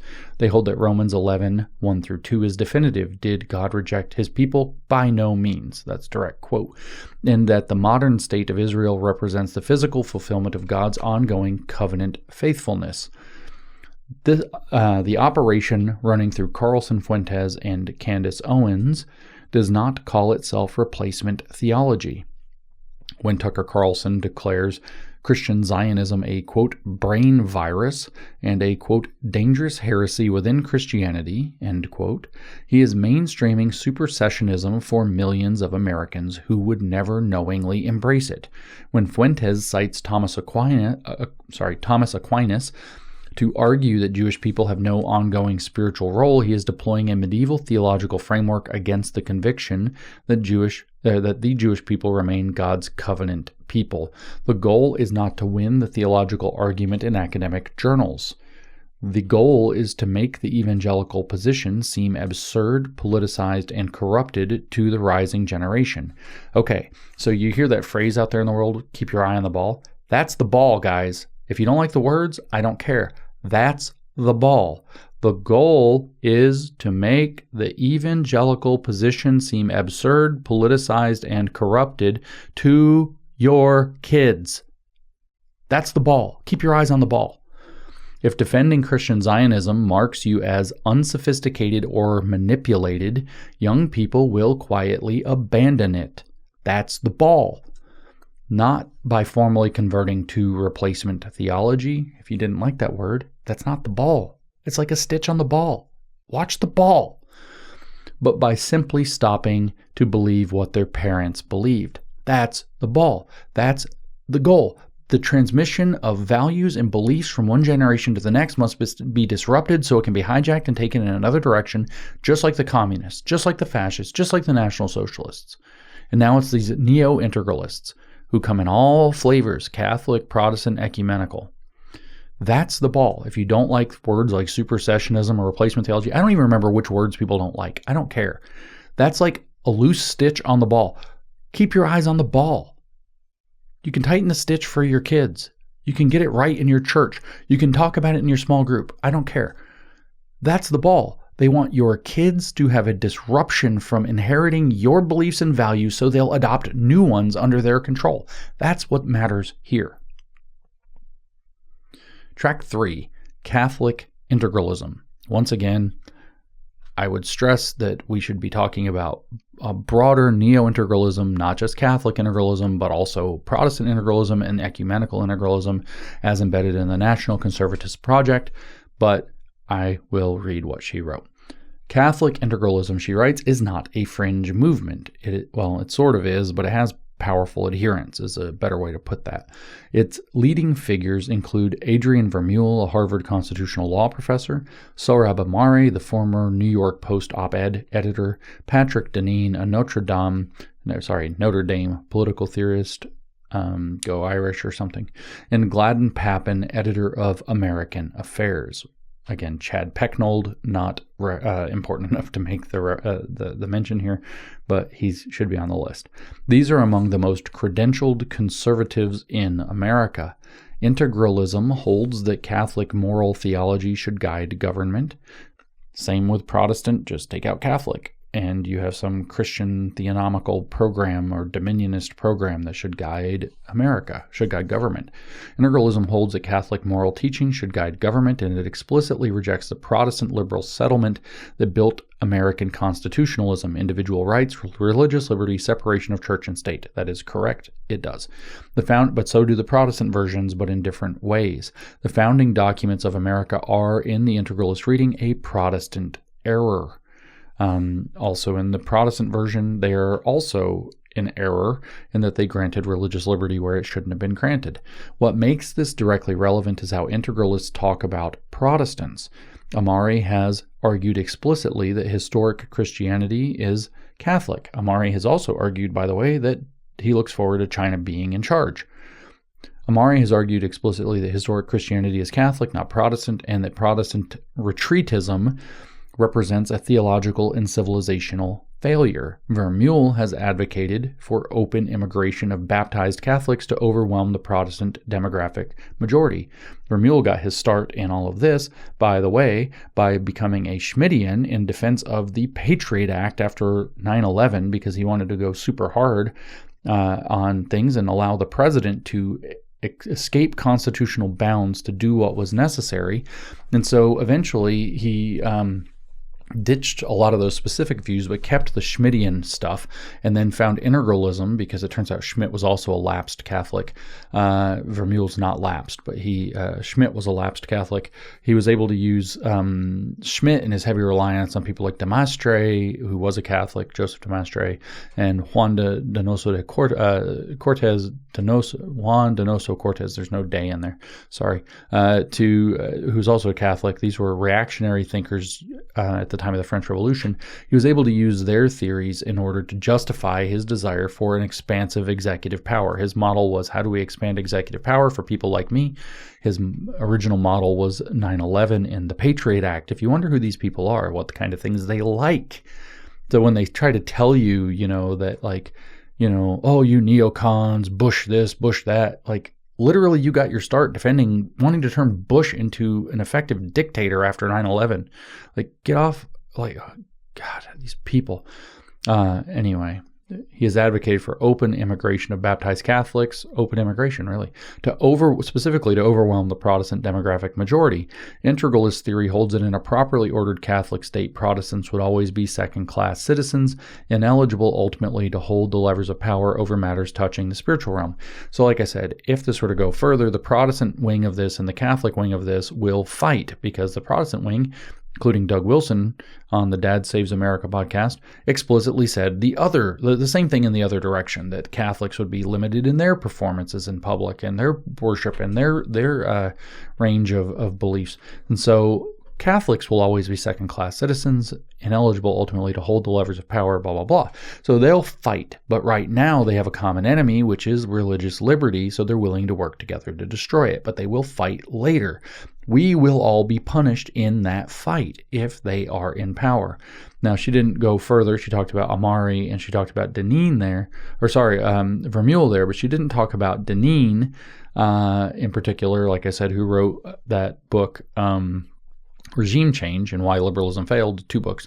But Deneen got his big start in all of this, his post-liberal philosophy, as it's called now. Post-liberalism, by the way, is their name for their integralist project. They just are using new branding.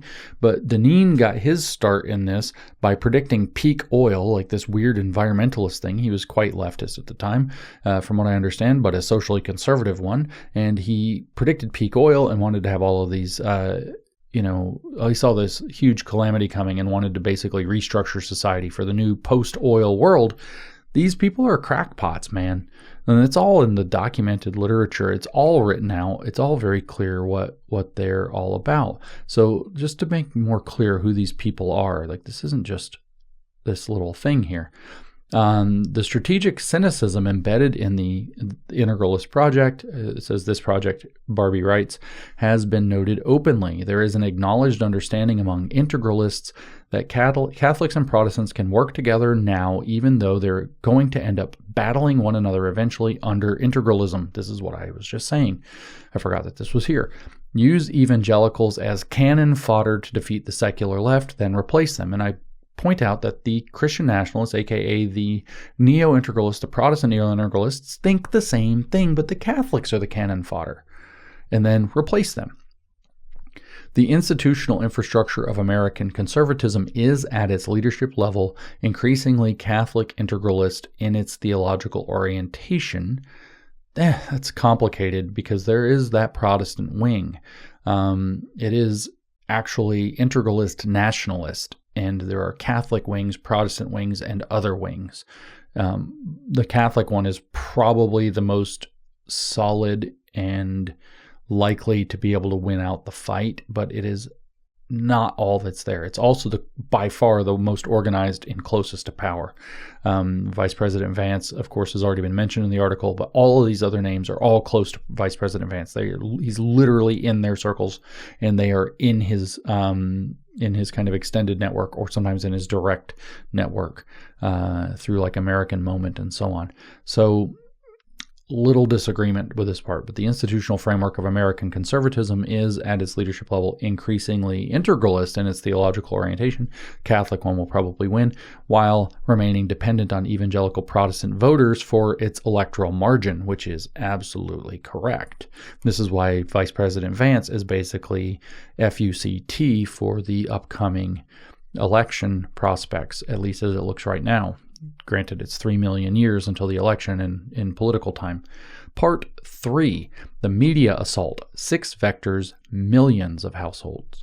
6 vectors. This is a long section. Vector 1, Tucker Carlson. Tucker Carlson's transformation from conservative pundit to the most powerful anti-evangelical media voice in America is the central event of this story. After leaving Fox News in 2023, he moved through increasingly explicit positions. By the way, he was doing this while he was at Fox on his Tucker Carlson Today show and on his Fox channel.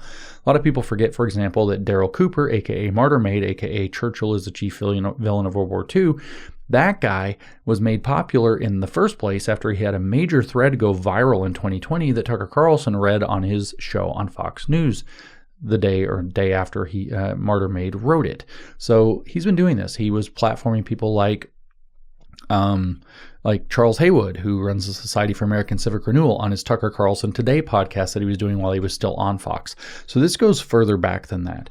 After leaving Fox News in 2023, he moved through increasingly explicit positions. That is true, though. His April 2024 interview with Palestinian pastor Munther Isaac, in which it's probably Isaac actually, Munther Isaac, in which Isaac claimed that Israel deliberately targets Christians, was the first major indicator. By September 2025, it is not the first major indicator. It is a significant indicator, but there were a lot of signs before that. By September 2025, he was lamenting that evangelicals worship the state of Israel over Scripture. On October 27th, 2025, he completed The Journey, a 2-hour interview with Nick Fuentes, broadcast to 10 million viewers in its first 24 hours, in which the word Jew, Jews, or Jewish appeared 42 times and Israel 51 times. And the word Stalin, being Nick Fuentes' favorite character, one of his favorite characters, appeared as well, to which Tucker Carlson didn't know how to react. It was kind of funny.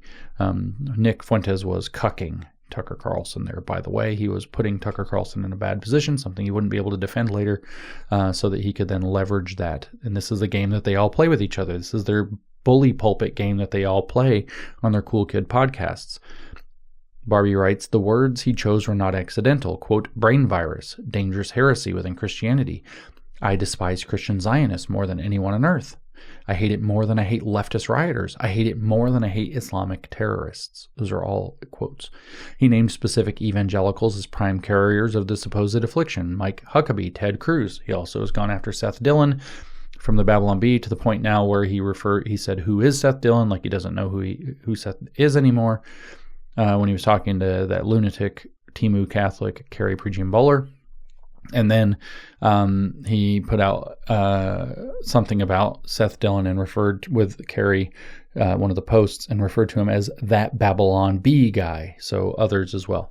These are the leaders of evangelical political engagement over the past 30 years. Barbie writes, naming them as a greater threat to Christianity than terrorism is not commentary, it is targeting. Before the interview ended, Carlson had also apologized to Fuentes for previously criticizing him, granting Fuentes' movement the credibility of his enormous audience. This is Tucker Carlson's function in the network, mass delivery. He takes the theological and ideological payload assembled by Dugin, Bannon, Fuentes, and the integralists, and distributes it through a polished studio-quality media product to an audience that would never engage with those figures directly. I point out that Tucker Carlson's also elevated Doug Wilson. He's also elevated Andrew Isker, who is a lunatic Christian nationalist, who used that to directly himself elevate C.J. Engel, who is another one of these guys. I believe he might have actually used the words Protestant integralist, but again, I don't remember who said it and who didn't. Charles Haywood sees himself as pro-Christian nationalist, although in a weird way, as he's written about in his manifesto. And so he's actually elevated a number of these other Christian nationalist figures. Arnon McIntyre, which is not his real name, is considered a prominent Christian nationalist oriented voice, and he had a podcast with Tucker that was primarily about Dugin theory without talking about Dugin. Just to kind of point out that the Protestant element that Barbie's not talking about is also prominent.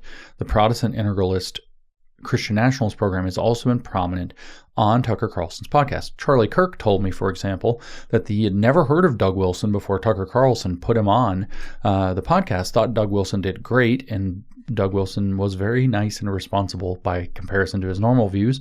When he spoke to Tucker, he did portray himself better than he is. And Charlie thought he was fantastic. And I texted Charlie. He's like, no, Charlie, no, Charlie. And I talked to Charlie about that. And he's like, no, I think he was great. And whatever. And so then Charlie Kirk started introducing Doug Wilson into his circles, which included circles getting very close to the White House, which also included, the Turning Point universe.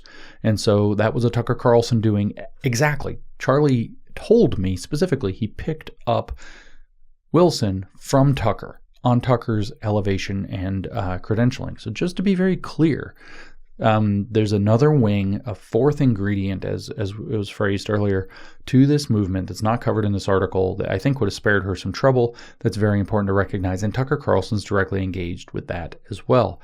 Vector 2.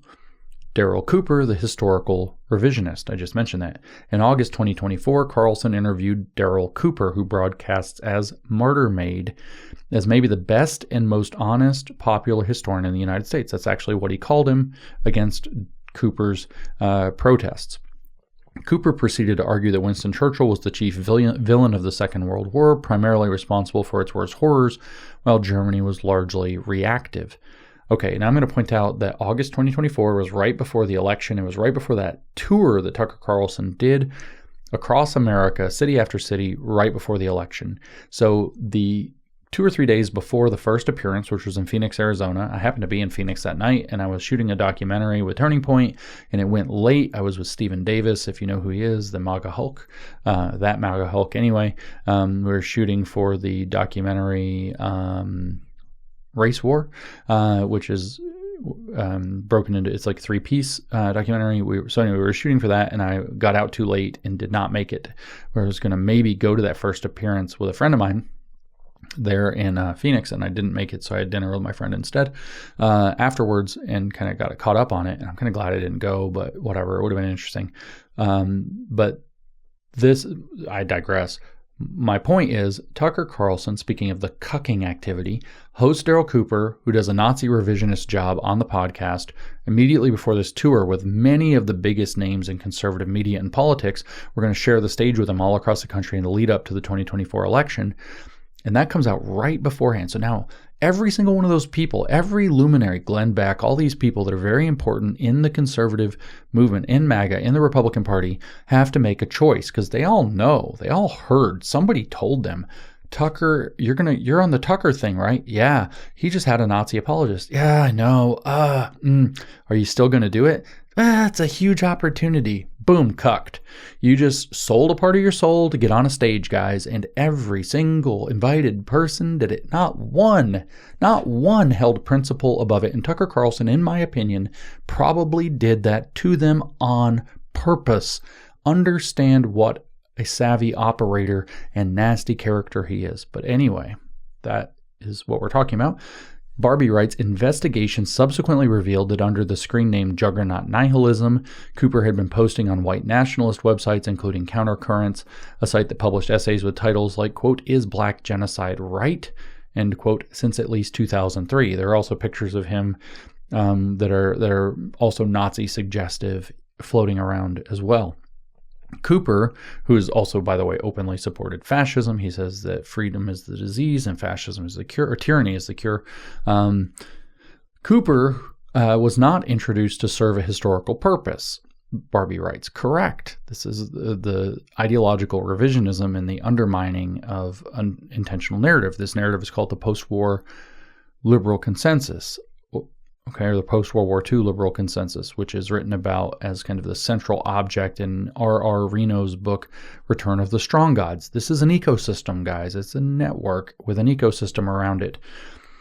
Cooper was not introduced to serve a historical purpose. He was introduced to perform a specific function. Two of them, actually, according to what I think I just said. Rehabilitate the moral framework of Nazi Germany in evangelical living rooms using the the credible costume of an amateur historian. The Evangelical Israel Alliance is grounded not just in theology, but in history, in the memory of the Holocaust, and the conviction that Christian failure to stand against anti-Semitism in the 1930s and 1940s was a moral catastrophe. Erode the moral clarity of that historical memory, and you erode another pillar. So this pits them against Eric Metaxas, who had done the biography of Dietrich Bonhoeffer, who had tried to rouse the German church too late to fight against the rise of Hitler, paid with his life. And these guys have denigrated Bonhoeffer as well. You heard the word dispensational earlier, by the way. A public attack on dispensationalism kind of first majorly took off in the popular political sphere when Tucker Carlson interviewed country singer John Rich, of all authorities, on the issue. It's very weird how this keeps happening. Anyway, Cambridge-trained historian Andrew Roberts called Cooper's claims complete rubbish. The White House condemned the interview. Carlson has never expressed regret. Well, why would he? You only go forward when you're one of these people. Vector 3, Nick Fuentes, the ground force. Nick Fuentes is 27 years old. He grew up Catholic. He attended the 2017 Unite the Right rally as a college freshman. He has built one of the most effective youth radicalization operations in American political history. It's sometimes called AFPAC, America First Political Action Committee or Conference or whatever. It's literally his rebellious answer to Turning Point, because Charlie Kirk kicked him and all the Gropers out. They were banned. So to troll, Nick Fuentes would have a AFPAC conference in the same city as major Turning Point conferences at the same time, and then make sure a lot of his Gropers would show up, kind of cross-pollinating, and then in the not just at the convention itself, but in kind of like hotel bars and restaurants and so on, where all kinds of conflict and fights and drama would end up playing out. Barbie writes, his, meaning Fuentes' long-term strategy has been stated publicly. He and his associates have encouraged followers to infiltrate local Republican Party structures. I can tell you that is happening from people who have called me and told me about it for a couple of years now all over the country, counseling them to play it close to the chest about their white nationalist views and present themselves in ways ideal to exercise the levers of power and to disrupt churches and to spy on pastors and assembly people and so on. They're doing all of that. The explicit goal, quote, is to build a pipeline of young officials within the GOP who share his ideology and can supply future administrations with personnel from within.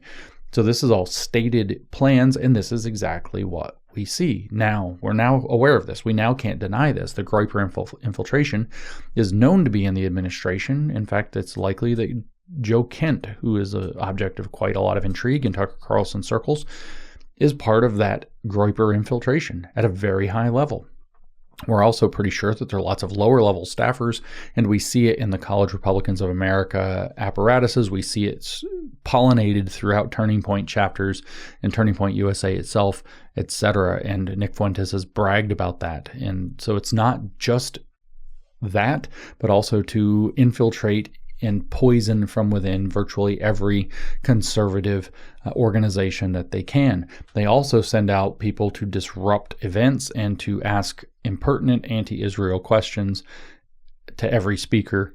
So when you saw Ben Shapiro at America Fest get asked about the USS Liberty by that guy with the big chin that looks weird but thinks he's hot, that guy is a groper who was doing that probably on command. And he got a little career manufactured for himself out of it. And probably like the rest of them, he's going to end up in trouble. But I digress. His, meaning Nick Fuentes, going back to this writing, his America First live stream reaches approximately 1 million viewers per episode. Put an asterisk on that. Not clear how many of them are real. Every weeknight before streams begin, viewers see scrolling text from the Apostles' Creed alongside images of Christ and scripture passages. Catholicism, specifically the SSPX adjacent trad cath or traditionalist Catholicism the Vatican has repeatedly disciplined, is at the heart of his presentation. He actively recruits viewers into his version of the faith. He is building a movement, not just an audience. Not just that, he says openly, he's building a cult. And as far as his streams go, it's not mentioned that he occasionally thinks that he turned the stream off and didn't, switches the screens, and then he's watching like trans or furry porn or something, and then he blames the IDF for planting on his computer when that happens. The Groper Wars, it says, coordinated disruption campaigns at Turning Point USA events since 2019, were always at their core attacks on the Christian Zionist theological position that Charlie Kirk represented. When Gropers flooded Kirk's campus events with gotcha questions about Israel, they were attacking the theological foundation of the evangelical political engagement from within conservative spaces. Remember what Barbie said the mechanism is. It's to introduce doubt into the young Protestant's mind so that he might change his views or convert. After Kirk's assassination in September 2025, Fuentes celebrated Groper infiltration of the subsequent TPUSA event where J.D. Vance spoke, quote, "The Gropers have taken over, end quote." Let me just read the quote. The quote, "The Gropers have taken over," he posted, "We run this," end quote. He also did a stream where he said that he fucked Turning Point USA and impregnated it, and there's nothing they can do to get his progeny out of it. So whatever you want to do with that. Vector 4, Candace Owens, the convert weapon. And we can add Carrie Prejean Buller to that mess now. The convert, she writes, is the most powerful theological weapon in any theological conflict because the convert carries insider authority. She was one of you. She knows what you believe, and she left. Candace Owens was a high-profile Reformed evangelical Protestant. She converted to Catholicism in April 2024, though recent admissions show that she has not been confirmed yet. Her confirmation is set for May of this year. The month after her departure from the Daily Wire, following statements widely characterized as anti-Semitic. Her conversion was the theological laundering of her prior positions. By becoming Catholic, she could frame her hostility to Israel not as bigotry, but as faithfulness to the church. I think that is probably correct. She immediately turned her platform, YouTube with 5.7 million subscribers, into a vehicle for anti-Protestant messaging, and a lot of anti-Semitism, and a lot of really crazy and nasty and then vile conspiracy theories. Evangelicalism, she told her former evangelical audience, was starting to feel like a political party rather than a faith. She told Charlie Kirk directly, quote, "You're too smart to be a Protestant," end quote. After his death, she claimed he had been close to converting to Catholicism, a claim disputed by those closest to him. In August 2024, 4 months after her conversion, she described Judaism in terms that led Dennis Prager to write a 15-page letter warning her she had become the single most effective generator of Jewish suspicion and Israel hostility in American public life. She was named Anti-Semite of the Year 2024. Point out that while she was playing a good girl on TV, she actually worked for Dennis Prager and PragerU. After Kirk's assassination, she alleged without evidence that the Israeli government was involved in his killing, exploiting the grief of millions of evangelical Christians who had followed Kirk, redirecting it into anti-Semitic conspiracy. Erica Kirk This is the only sentence about it, and this leaves out a lot of detail. Her widow publicly told her to stop. We all know how that all went, that drama. I'm not going to rehash it. It's bad. It's one of the worst things I've ever seen. Even Matt Walsh came out and condemned it, although kind of softly, like the wimp that he is. But even he had to say something, like by name. It's bad, bad, bad what she's doing. Total psycho stuff. Vector 5, Steve Bannon, the structural commander. Bannon's war room functions as the nerve center connecting the populist right's political infrastructure to the intellectual framework provided by integralism and the media distribution provided by Carlson. This, I'm less clear on how it works, so I'm just going to read it. At America Fest 2025, Bannon delivered the most revealing statement of the operation. He was not attacking Democrats. He was not attacking the left. He stood on the stage of the organization founded by a recently assassinated evangelical Christian and told the crowd that Ben Shapiro, the most prominent Jewish voice in conservative media, is like a cancer, and that cancer spreads. He then claimed that Kirk himself had opposed the concept of Greater Israel and Israel First, retroactively recruiting the dead evangelical into the anti-Israel coalition. Bannon's function is structural. He controls the media infrastructure connecting the Catholic integralists, or all the integralists really, to the political operatives. Remember, I said that this would be populist integralism, and he is the arch populist, or nationalist integralism, or populist nationalist integralism, and he is the populist nationalist guy.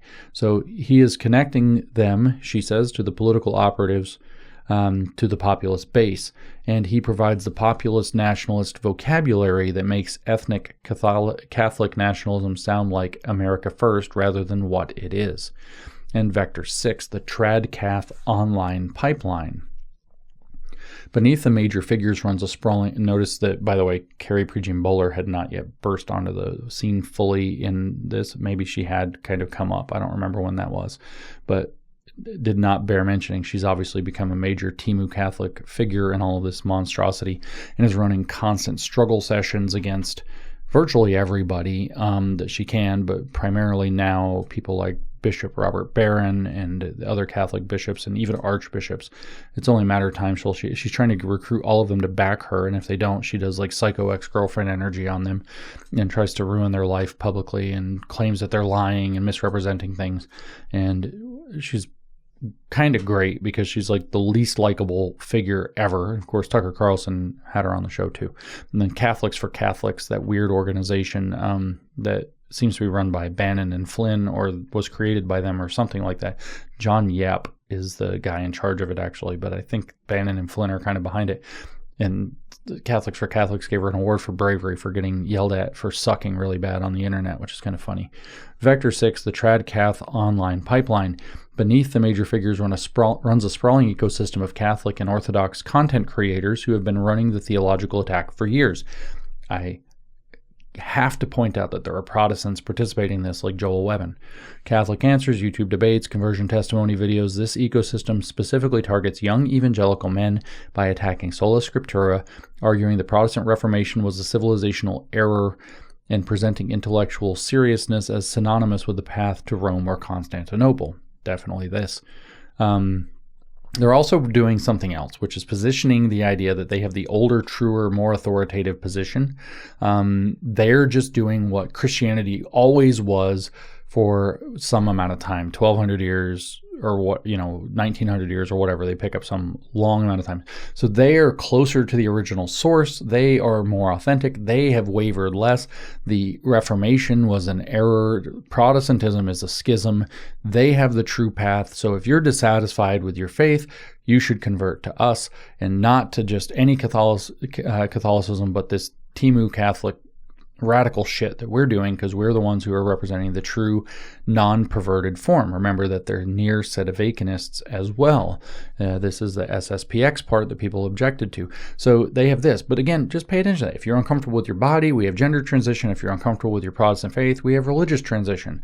This is the same message, and they're attacking, they're making people feel uncomfortable, making young men feel uncomfortable with their religion, young women to a degree too, some older people, they're making them feel uncomfortable, insecure in their faith, that it's maybe part of the problem, and then they're offering them a solution ramp, which is to not be Catholic, but become one of these integralist or radicals. This pattern Barbie says has been documented. Young men raised on biblical certainty encounter sophisticated arguments they cannot immediately rebut, lose confidence in the evangelical framework, and convert. What is observed but rarely stated is that these conversions reliably produce men who no longer share the conviction that God's covenant with the Jewish people remains operative. They have traded one foundation for another, and the new foundation does not include Genesis 12:3. So this is a very important paragraph that you have to understand, that this is what's going on, and that this manipulation of the young men and attaching them to this idea of the longer, stronger, truer, closer to the source, more authentic thing is, again, it's just like the trans, right? You're uncomfortable with your body, but there's a more authentic self, and we can help you express it. But the problem is that you believe in that you are who you are, or you believe, in this case, that in Israel, and you have therefore a false Christianity. This is very important to understand what's actually happening. They are trying to recruit schismatics from the young radical right in order to swell their movement. So it's also, by the way, not just an attack on Protestant foundations, as Barbie's writing. It is also an attack on Catholicism itself, which they want to transform back to pre-Vatican II thinking. But they don't have the numbers. They're constantly under discipline. The Catholic Church hierarchy doesn't accept them. The only chance they have is to swell their numbers. Where are they going to get the numbers? Radical right-wing young people that they can pull in through this kind of stuff. So they're recruiting these radical right-wing young people to swell their numbers, not just for the political project that Barbie's talking about in this article, but also to attack the post-Vatican II Catholic Church as well. So this idea that people are going to attack Barbie over saying this is against Catholics, she's calling out an attack. It's not just like a blemish that's besmirching the Catholic faith because of its radical politics. It is actually an attack on the Catholic Church itself, that it is doing this recruitment process to be able to get the numbers to be able to pull off. And then I bring up again, she left out the Protestant integralist or Christian nationalist element, but tons of these guys keep pointing to the Catholic Church as the answer. Joel Webbin's role. You have lots of the Protestant players who I think have their own designs, like they're going to be in control, but a lot of them are actually undermining people's belief in their own Protestantism and pointing them to stronger, allegedly theological constructs in Catholicism, and in particular, this replacement of the covenant from the Jews to the Catholic Church. So you have Protestants inside doing this same game too. Very, very important to include. And I'm, again, sad that it's not part of the long article, but as you can hear how long it is, it's extremely long. Part 4, the institutional capture, heritage as a case study. Heritage Foundation, of course, is a very important part of this story, and a very alarming one. I think it marks the turning point where people realized we have a real problem here, and now something is starting to happen. The Heritage Foundation, she writes, was for 40 years the institutional backbone of American conservatism. It was founded on Protestant constitutional principles, staffed heavily by evangelical Christians, and reliably pro-Israel. Kevin Roberts became its president in 2021. He is a self-described cowboy Catholic. I don't think he's actually an integralist. He's just integralist adjacent. He's friends with all of these guys. Deneen, he's appeared with all of them. Deneen, Papin, I don't know about Vermeule. Maybe not Vermeule, I don't know. Pecknold and Deneen or Pecknold and Roberts are quite close. So he immediately began moving the institution in a more, says, Catholic integralist direction. He definitely gives aid and comfort to them, whether he is one or not, while pretending it was just about the legitimate grievances of Trump's base. The rupture came in October 2025, when Roberts released a video defending Carlson following the Fuentes interview. He called Carlson's critics a, quote, venomous coalition. That's not in quotes on the article, but it should be, because that's the words he used, a venomous coalition, a phrase his own Jewish colleagues immediately identified as an anti-Semitic trope. When asked by broadcaster Dana Lash whether calling Christian Zionists the most evil people in the world was venomous, Roberts froze. He could not say yes without condemning Carlson. He could not say no without condemning himself. The consequences were catastrophic. More than 20 board members, scholars, staff members resigned within 2 months. The resignations included the heads of Heritage's legal, economic, and data policy centers, gutting the institution's policy infrastructure. 3 board trustees resigned. Heritage's own national task force to combat anti-Semitism separated from the foundation. The Wall Street Journal ran a staff editorial headlined, quote, "The Heritage Foundation blows up." Constitutional law professor Josh Blackman wrote in his resignation letter, quote, "For reasons only you know, you aligned the Heritage Foundation with a rising tide of anti-Semitism on the right," end quote. Read that carefully. Pro-Israel, constitutionalist, evangelical allied conservatives who refuse to tolerate anti-Semitism are now, quote, globalists and rhinos. That's not in quotes, but maybe it should be, sorry. Are now globalists and rhinos. The men and women who built the institutional infrastructure of American conservatism have been expelled from their own movement, not for policy disagreements, but for refusing to accept the theological replacement that is the operation's actual goal. Again, I don't fully agree that this theological project is the main goal. I think that the main goal is to sever, however, the relationship between America and Israel and to, like I said, blow up the entire Republican Party and conservative movement and reorganize them around this different radical movement, which will be integralist in its form and will be post-liberal and authoritarian in its structure, aka woke right. The theological question is a different question, and I don't know the answer to it. And I don't make that claim. I don't go there with her. Part 5, the ground level evidence. The Young Republican Chats, which, by the way, we now have seen more from the College Republicans of America and other Young Republican chapters. In October 2025, Politico published 2,900 pages of leaked telegram messages from young Republican leaders in New York, Vermont, Kansas, and Arizona. 7 months of conversation among the people supposedly being groomed as the next generation of Republican leaders. The chair of the New York State Young Republicans wrote that everyone who votes no is going to the gas chamber. Members joked about slavery, expressed admiration for Hitler, and used racial slurs freely. These were not teenagers. Many were in their 30s. Some held government positions, including in the Trump administration. The Young Republican chapters in New York, the Young Republicans chapters, another grammatical error that AI wouldn't make, in New York and Kansas were disbanded. It's really bad, actually, what happened there. And it doesn't say here that Vice President Vance tried to downplay it as just some kids. It's hinted at because of this saying they're not teenagers. And so this is actually quite standard. There have been other people, not that I'm a big fan of the guy, but Richard Hanania wrote something a while back on his Substack called The Based Ritual that suggests that this is very typical. I've seen it. It's very typical, and it's emerged in other college Republican and young Republican circles. It's very typical. The New York City Young Republicans group was formerly headed by Vish Burra, who made an anti-Semitic video depicting me and a woman named Susie as part of a Jewish plot in a room full of cockroaches, and he's the one that turns on the light and is going to have us destroyed.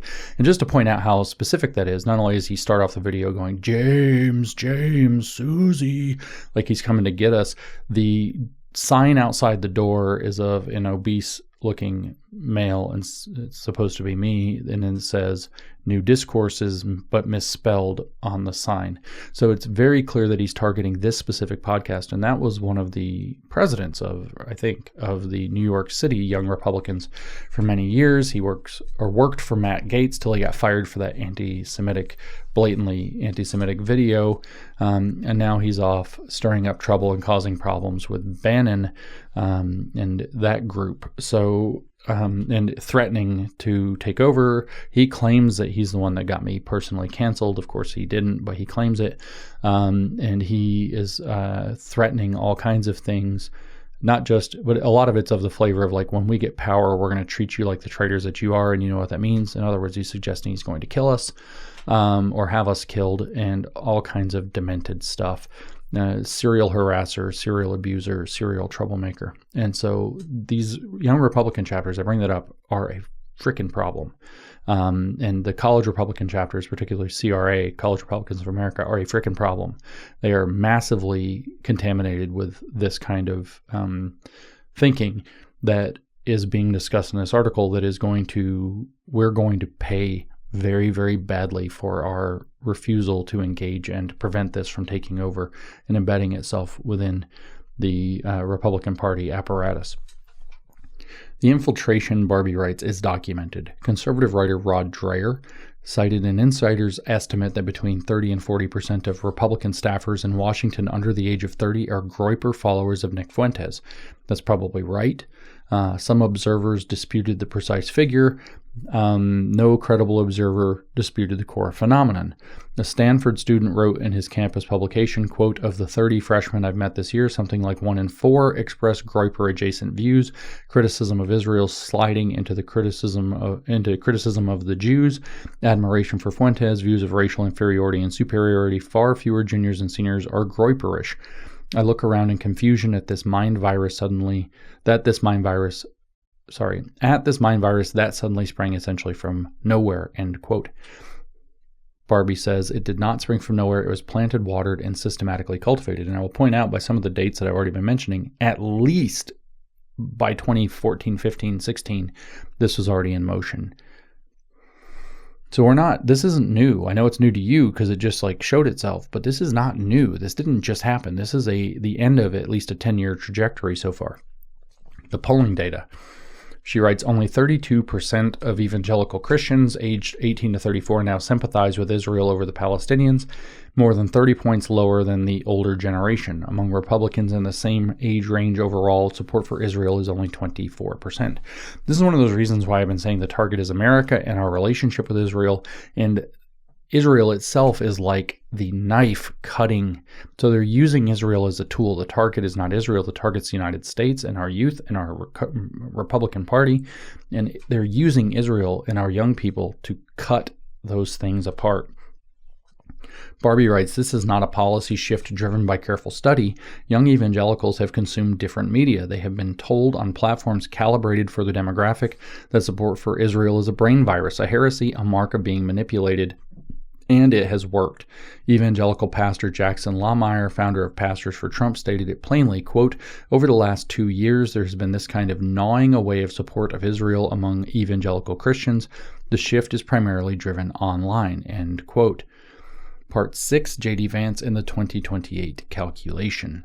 The only wild card in this drama is not Carlson or Fuentes, it is Vance.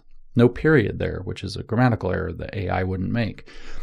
When students at a TPUSA event asked him whether Trump was controlled by Israel and why he married a Hindu woman, Vance did not correct the anti-Semitic premises, or I guess the anti-Hindu one, anti-Indian one. He pivoted to praising Trump. Fuentes celebrated, quote, the Gropers have taken over, we run this, end quote. When the young Republican chats were leaked, he called them kids doing stupid things. When Carlson interviewed Fuentes, Vance described the resulting argument as stupid infighting. A person close to Vance told the Washington Post he was walking a tightrope. One Jewish Republican activist described Vance's posture precisely. He wants to host a nice Hanukkah party and tell the Jews how much he loves them while at the same time winking and nodding to the terminally aligned Gropers. By the way, the name of that Hanukkah party was the first Noel, or a Christmas Noel, or something like that. Something Noel. Noel was in it, but that means Christ. That means Jesus. So why would you name a Hanukkah party something Christian? That was a direct, weird slap in the face. But then a whole bunch of who's going to turn down an invitation from the vice president? And a whole bunch of important Jewish influencers went to it. Cucked. This is how they operate. Jonathan Tobin of the Jewish News Syndicate wrote with precision, quote, at AmericaFest, Vance had a chance to distinguish his national conservative vision from the views of Fuentes and Carlson. It wouldn't have taken much, but he didn't. By passing on a golden opportunity to draw a line in the sand, he's telling us that he wants their votes. Vance picked a side, end quote. Notice those two words. His national conservative vision. Oh, national conservatism, NatCon, the ecumenical integralist people. The tightrope calculation itself is the operation's political objective made visible. Also, by the way, this doesn't talk about his relationships with Deneen, his support for the book Regime Change, his sitting on a stage with Deneen and Kevin Roberts, and backing that book, explicitly calling himself a member of the New Right in that explicitly, and so on. The tightrope calculation itself is a relationship to American Moment and to these other post-liberal weirdos. None of this is mentioned here, so there's more. The tightrope calculation itself is the operation's political objective made visible. The goal is not to win 2028 with a Groper coalition. The numbers don't support that. The goal is to arrive at 2028 with an evangelical base that has been sufficiently demoralized, theologically confused, and politically disoriented that it no longer exercises the veto power over the party's direction it has exercised since 1980. Whether J.D. Vance will rise up and reject the infiltrators of this movement remains to be seen.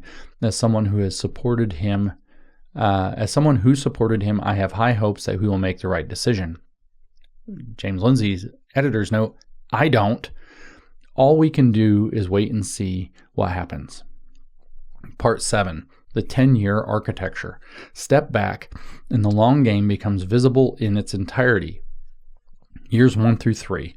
Theological inoculation. Remember, by the way, that this 10-year plan is talking about, we're in years 1 through 3 right now, somewhere near the end of them. This has actually got a tail going back 10 years before this to build up.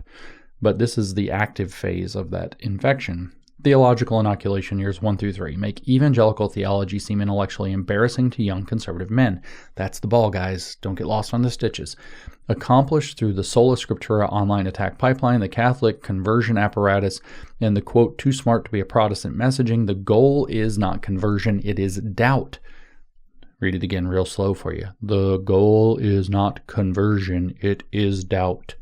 A young evangelical who no longer feels confident defending his theology is already partially detached from the political commitments that theology grounded, or should say grounds.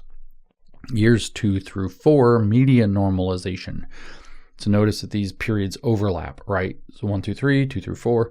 Move positions that were unspeakable 3 years ago into mainstream conservative discourse. When Carlson calls Christian Zionists worse than terrorists and draws 10 million views with no meaningful political consequence, normalization is occurring. When Heritage's president cannot cleanly condemn an anti-Semite, normalization is occurring. When Vance calls Hitler praise kids being kids, normalization is occurring. The Overton window is being moved. What was disqualifying becomes discussable. What is discussable becomes mainstream. What is mainstream becomes enforceable. So we're in the middle of the media normalization or renormalization phase. Years 3 through 6.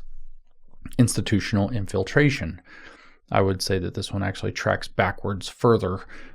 Years -3 through 6. Fuentes stated, this is the woke right short march into the institutions, or through the conservative institutions anyway. Fuentes stated this explicitly and has been executing it. Get young men with the right ideological formation into the Republican pipeline at the local and state level. This is already happening, by the way, as we are now aware. County party committees, state young Republican organizations, congressional staff positions, think tank fellowships, cough, cough, Lincoln Fellows at Claremont, cough, cough. The heritage implosion has accelerated this process. As conventional constitutionalist conservatives exit, the spaces they occupied are being filled by the next generation whose formation has been shaped by the network. Notice it didn't say by Catholics, it says by the network. That's very important to remember. Years 5 through 8, again, overlapping timeframes, electoral pressure. With the base partially transformed, a 2028 candidate can run a primary campaign that no longer needs to make the same explicit commitments to evangelical Israel theology that every Republican nominee since Reagan has made. The remaining evangelical base will be told the candidate is still fundamentally on their side on abortion, religious liberty, and cultural issues. Not religious liberty, actually. They will not be told what has been taken from them. They will actually be told that the candidate is still fundamentally on their side on abortion, beating the left, and cultural issues, and probably the exercise of power from the government. Maybe hating Trump and wanting to undo the corruptions there, and definitely, particularly, being against Israel. They will not be told what has been taken from them. Years 8 through 12, coalition consolidation. So this is the reconsolidation or power consolidation phase. By the early 2030s, if the operation succeeds, the Republican Party will have a fundamentally different theological character. The party's grassroots energy will come from a coalition dominated by ethnically and religiously defined Catholic and Orthodox nationalism. You left out the Christian nationalists here. It's very important. With evangelicals present, only the schismatic evangelicals are going to matter. but no longer theologically sovereign. The U.S.-Israel relationship will be treated as a negotiable interest rather than a biblical imperative. The Judeo-Christian vocabulary that every Republican president since Reagan has used will have been replaced by Christian civilization or Christendom, which means something entirely different. Part 8. The resistance and its limits. The resistance is real, organized, and fighting from structural disadvantage. I'll just read what it says. Laura Loomer has been the most direct in naming the operation. She called Carlson's project a desire to fracture the evangelical GOP base, accused him of trying to have a hostile takeover of the GOP to redefine it into a modern-day Hitler Youth, and acknowledged, quote, maybe some of those Democrats were right when they called some people on the so-called right Nazis. It's kind of undeniable at this point, end quote. Ben Shapiro's America Fest speech was a declaration of war. These people are frauds and grifters. The Fuentes interview was an act of moral imbecility. The movement is in danger from charlatans who traffic in conspiracism and dishonesty. His speech was answered by Carlson mocking him, Bannon calling him a cancer, Megyn Kelly refusing to defend him. Their friendship ended. Ted Cruz declared he sees more anti-Semitism on the right today than he has in his entire life. His reward was 0.3% in the America Fest 2028 straw poll. Christians United for Israel has 30 million members and is actively mobilizing. The December 2025 pilgrimage of 1,000 evangelical pastors to Israel, the largest in Israel's 80-year history, was organized specifically to address this crisis. But a pilgrimage is a defensive gesture. The offensive is being run by the other side. Let me add Seth Dillon to this list, a very important voice who's paid heavy prices for it and has taken quite the amazing stand. And obviously Joel Berry, who works with him at Babylon Bee. Let me add Mike O'Fallon to this list. I probably should be on this list. I don't mind that I'm not, because I'm in a weird space lately, guys. But Mike O'Fallon has been calling this crap out, and with far more depth, far more clarity for many, many, many more years. He's been calling this out since well back into the 2010s. He's been naming it as integralism. He's been predicting the turn into integralism and then into Nazism. He's been calling out the Christian nationalist program as part of this. He will not leave out that piece. Let me add him to this list. Michael O'Fallon at Sov Michael, S-O-V Michael. Definitely want to go look up his talks, look up his podcasts, look at his X posts, follow him, and support what he's doing, because he's got a very, very, very, very sharp bead on this and knows, frankly, no shade to Barbie, but a hell of a lot more about this than this article portrays. Part 9, the counter-operation, what fighting back actually requires. The instinct of institutional conservatism when confronted with this kind of threat is to issue statements, to convene panels, to write op-eds calling for civility, to hold a pilgrimage, to found a new think tank. None of that is sufficient, not because those things are wrong, but because they are operating at the wrong level. Statements address the surface. The operation is running underneath the surface at the level of identity formation, theological confidence, and generational belonging. You cannot counter identity formation with a press release. What actually fighting back requires is understanding what the operation is providing to young men that evangelicalism currently is not, and then providing it. I will add a word: better. What the network, and truthfully actually, what the network is selling. Nick Fuentes has built a movement of 1 million daily viewers, not primarily because his ideas are persuasive in a philosophical sense. He has built it because he is offering something that young men are desperately hungry for: certainty, brotherhood, and the feeling of being on the right side of a cosmic struggle. The Groper aesthetic, the Apostles' Creed, scrolling before every live stream, the invocations of Christ the King. It should be Christ is King. The framing of every political question as a spiritual battle is not accidental decoration. It is the product. Fuentes is not selling a policy platform. He is selling a sense of meaning, belonging, and sacred purpose to young men who feel the ambient culture has offered them none of those things. This is exactly what evangelical Christianity is supposed to provide. The fact that a white nationalist live streamer is providing it more effectively to a significant slice of conservative young men than their own churches are is not primarily a political problem. It is a pastoral catastrophe.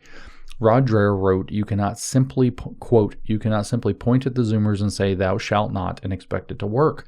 The problems are too deep and complex, and anyway, they have learned to have no respect for authority that lied and lied and lied." I'll add, they've learned to have no respect for authority that tells them no, too. They, like their counterparts on the left, demand to be affirmed. The evangelical church establishment spent decades building credibility with a generation that is not the generation currently being lost. The generation currently being lost watched the sexual abuse scandals. They watched evangelical leaders who preached sexual purity endorse a thrice divorced president. They watched the institutions. They drew conclusions. I don't know if I fully buy that particular.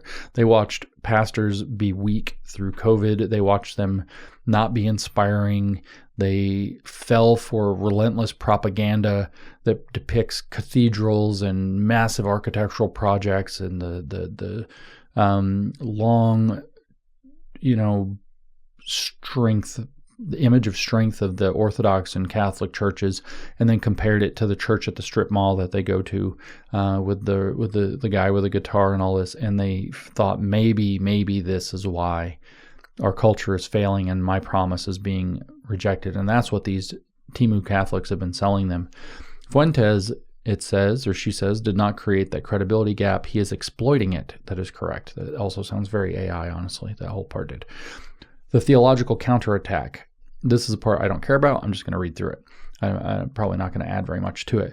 The Sola Scriptura attack pipeline has been running for years with essentially no organized counter-response from evangelical leadership. Catholic apologetics organizations are professional, full-time content creators producing polished video debates, podcast series, and a local media and social media content, targeting young evangelical men specifically. The evangelical response has been largely reactive, amateur, and distributed through channels that reach people who are already committed rather than people who are wavering. This needs to change at an institutional level with professional production quality and platforms calibrated for the demographic that is actually being targeted, young men aged 16 to 30 on YouTube, TikTok, Rumble, and X. This might be right. I have no idea. I tend to feel like media battles turn into hyper-reality very fast, so I don't know. This might be right. I don't know. The theological case for the evangelical position on covenant, Israel, and sola scriptura is not a weak case. It is a strong case made weakly. The arguments that John Piper, D.A. Carson, Michael Heiser, and others have made for the ongoing validity of God's covenant with the Jewish people, grounded in Romans 9 through 11, Zechariah, and the plain reading of the Abrahamic covenant, are intellectually serious and exegetically rigorous. They are not reaching the young men who are currently being told by Fuentes adjacent Catholic apologists, Timu Catholics actually, that believing the Bible puts you in the company of the credulous and the manipulated. The counter operation needs evangelical scholars willing to go directly into adversarial spaces, not just friendly evangelical conferences, but the comment sections, the debate stages, the podcast circuits where the actual contest is being waged, and make the case with the confidence and intellectual precision that the moment requires. Not my department. Good luck. The integralism problem must be named. Yes, we must be very clear. And again, this is why I hesitate on the word Catholic being too prominent here, because the Protestant side of this is super important. One of the most striking features of the evangelical response to this moment is how reluctant evangelical leaders have been to name, it says Catholic integralism, but integralism as a specific threat. That includes the Christian nationalist guys that have completely snowed these dudes. This is partly courtesy. Evangelicals and Catholics have worked together for decades on abortion, religious liberty, and cultural issues, and there is understandable reluctance to fracture that alliance. And I'll tell you what, it is fracturable. It is a highly sensitive line, and it's amazing it's worked this long. She writes, it is partly ignorance. Most evangelical pastors have never heard of Adrian Vermeule or Gladden Papin, and do not know there is a credentialed academic movement explicitly working toward a political order in which Protestants are second-class citizens. That's true. I've noticed that, and they're actually weirdly not that interested, as if you try to tell them about it, they go, oh, that's fringe. No, you probably should pay attention to it. The other crap you have going on is not necessarily more important than this. That ignorance, she writes, needs to end. Evangelical institutions, seminaries, denominations, pastoral networks need to educate their leaders on what integralism actually teaches, what its leading figures actually advocate, and how it differs from the ordinary Catholic conservatism is a great partner. That seems like a kind of thing, error that AI doesn't make. Catholic integralism is not. Know the difference. Okay, so again, I don't know what the hell's going on with the grammar there. Integralism is the problem. The Christian nationalist movement is an integralist project. That's a problem. You've got to have the clarity and the balls to call it out, and it's not going to go pretty. It's all integralism. Neo-integralism has a Protestant wing, has an ecumenical project, and it has a Catholic wing, and all of it is part of this problem. And like I said, there's a weird LDS wing, especially with younger people also, and I don't fully get that part. Integralism, she writes, wraps itself in the language of faith, but it is not primarily a theology. That is correct. It is a political program for the seizure of state power. That is correct. It is not theology. It is political theory posing as theology. Christ is not its center. The church as a governing institution with coercive temporal authority is its center. That is correct. There is a profound difference between those two things, and serious Christians of every denomination should recognize it immediately. Remember what I said. The point is that what the integralists believe is that the church has the monopoly on understanding the spiritual needs of man. That spiritual needs of man outweigh his temporal needs. Therefore, the church has to have control over the state to order the temporal life toward the spiritual ends. Man's spiritual ends are so important that the church needs to control the state in order to control the people toward his spiritual ends. That's literally the program. What integralism ultimately demands, she writes, is not that more people come to know Jesus. It demands that a specific ecclesiastical hierarchy sit above elected governments, that civil law bend to church authority, and that the democratic consent of the governed be subordinated to the doctrinal pronouncements of an unelected clerical class. That is not Christianity. The thing that they claim that they are defending is what's called the common good. You'll hear them talk about common good conservatism. They are all invested. Every one of these post-liberals talks about how they're going to order the society for the common good, that the economy should work for the common good. We're not going to have freedom in the economy. We're going to work for the common good. That's the thing that goes back all the way to the original documents defining integralism in the 19th century, 1870s actually. That is theocratic monarchy, Barbie writes, with a cross on the flag. It is the same basic power structure that the American founders explicitly rejected when they built a constitutional republic. Absolutely correct. This is super un-American in every way. They had seen what state churches did to human freedom in Europe for 1,000 years, and they designed this country specifically to prevent it from taking root here. When integralists attack the Constitution as a Protestant error, they are not defending Christ, they are attacking self-governance. And every conservative, Catholic, Protestant, evangelical, or secular who believes that human liberty under constitutional law is worth defending should understand that integralism is not their ally, it is their opponent. That is correct. The donor architecture. The network operates with significant financial resources. That is correct. Fuentes has monetized his audience directly. Allegedly, he was also given a huge amount of Bitcoin at some point. The integralist intellectual infrastructure is funded through foundations and endowments increasingly aligned with Catholic nationalist priorities. Well, I don't know about all this for sure, but I know the American Reformer as a Christian nationalist project was funded almost in its entirety from the beginning by Todd Klingenstein at the Claremont Institute. So there's huge money flying around. Charles Haywood has funded a lot of this. He claimed on Twitter, probably arrogantly and untruly, that he and Peter Thiel are the primary funders of a lot of this. A lot of the money in the American Reformer Network comes from the New Founding Pot, which is an investment thing that has massive investment by Mark Andreessen. And there's money all over the place, and this doesn't count, foreign possible foreign sources. She goes on. Bannon's War Room is among the most listened to political podcasts in America and generates substantial revenue. The evangelical counter-infrastructure is comparatively underfunded in the specific areas where the battle is actually being fought. Christians United for Israel is large but primarily focused on political advocacy rather than theological formation of the next generation. The evangelical think tanks and policy organizations that might fund counter-content are mostly oriented toward the older donor base that is not the demographic under attack. What is needed is a dedicated, professionally staffed, well-funded operation specifically focused on the 16 to 30 male demographic, producing the kind of content and the formats where that demographic actually consumes it that makes evangelical theology feel intellectually credible, culturally serious, and worth defending. This is not glamorous work. It does not get speakers' invitations at AmericaFest, but it is the work that the operations architects understood needed to be done on their side and did. I don't know what the solutions are. I'm just reading the article at this point. Conclusion, what is at stake? This is a long game being played by people who understand that they are playing a long game. Very, very important to understand. This isn't the fight of the week or the fight of the month, the fight of the day, or the fight of the 3-day window that everything goes bonkers on social media. This is a long game being played over the scale of about 2 decades. This thing claims tenure, but it's really about a 2-decade project. And it's part actually of the longer left-wing project that dates back to many decades, to the 1950s and 1960s particularly, or longer. There's no escaping the fact that this is actually a project that benefits the left, that's operating in right-wing pretenses. But anyway, the men and women running it are patient, well-funded, intellectually serious, and operating with a coherent strategic vision that connects Russian geopolitical theory to American institutional politics, to online theological content, to generational identity formation. They have been working for years. I will tell you, close to 20 now. They have achieved measurable results, and they are accelerating. They do not represent American Catholics. Notice that line, by the way, who never voted for this and were never asked. They do not represent the Trump coalition, whose legitimate grievances they have hijacked as an on-ramp to destinations those voters would never consciously choose.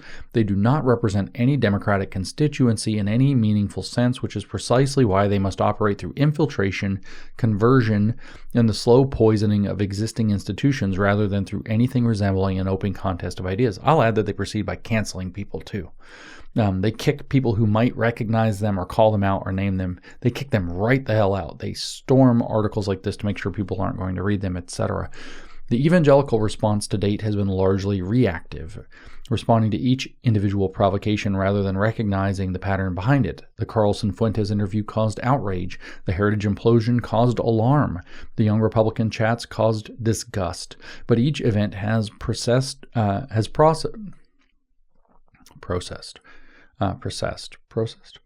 But each event has been processed. There we go. You get the right word. You read it right. But each event has been processed as a discrete incident rather than a visible manifestation of a coordinated long-term operation. That's the magic words that we're all starting to realize. That's what the change now. If you felt something change this month, March 2026, whenever you're listening to this, if you felt something change through March 2026, that's the main thing that changed, especially when the Joe Kent stuff fell. That this is a coordinated long-term operation. COVID, BLM, racial justice, queer theory, whatever, all coordinated long-term operations. This is another coordinated long-term operation. And it has kind of the same goals. It's kind of amazing. And it's being operated in some cases by similar, if not the same people. She writes, the first requirement of an effective counter-operation is recognizing that you are in one, not a debate, not a policy disagreement, not a generational shift that needs to be managed carefully, an operation. Do you understand? This is why I keep tweeting things like, what is going on is not happening. It is being done to us. The first requirement of an effective counter-operation is recognizing that you are in an operation.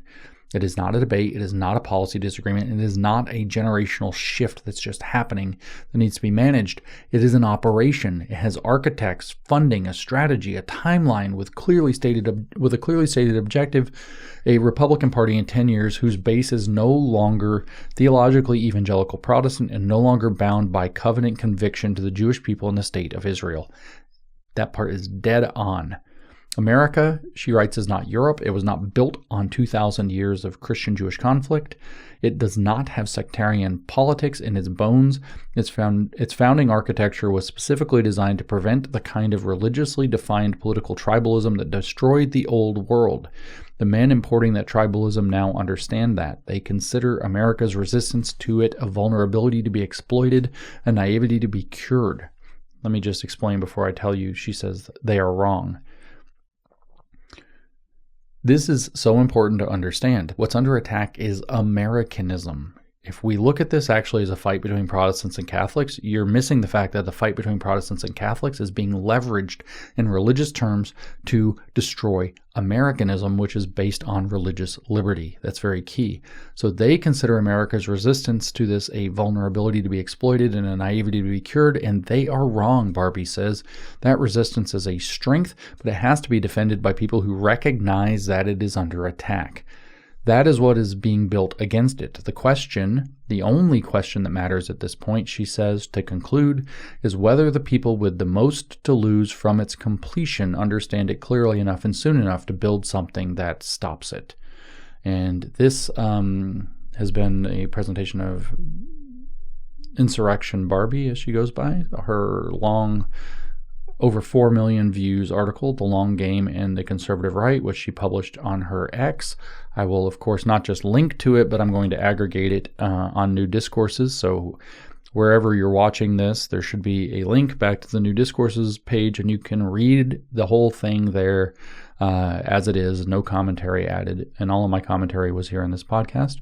I hope this has been informative. I'm not going to do a long wind down. I think I covered it good enough as we went through. I hope this is helping you understand that what the woke right is a gigantic operation, and its goal is to destroy and reorganize the Republican Party away from the MAGA project, which they hate, and away from American liberty and liberalism, which they hate.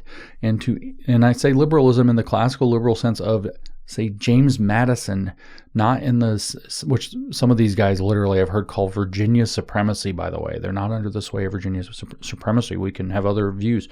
And you need to understand that this is what's happening. My biggest point that I want to add about the article, though, is that the piece that it leaves out is the piece that causes it the most trouble, and it is the piece that its absence causes it the most trouble, and it is the piece that you have to actually understand to really get the picture a little bit more clearly, and that piece is the relevance of the Protestant integralist or Christian nationalist movement and the ecumenical integralist endeavors mainstreaming a lot of this through the national conservative movement.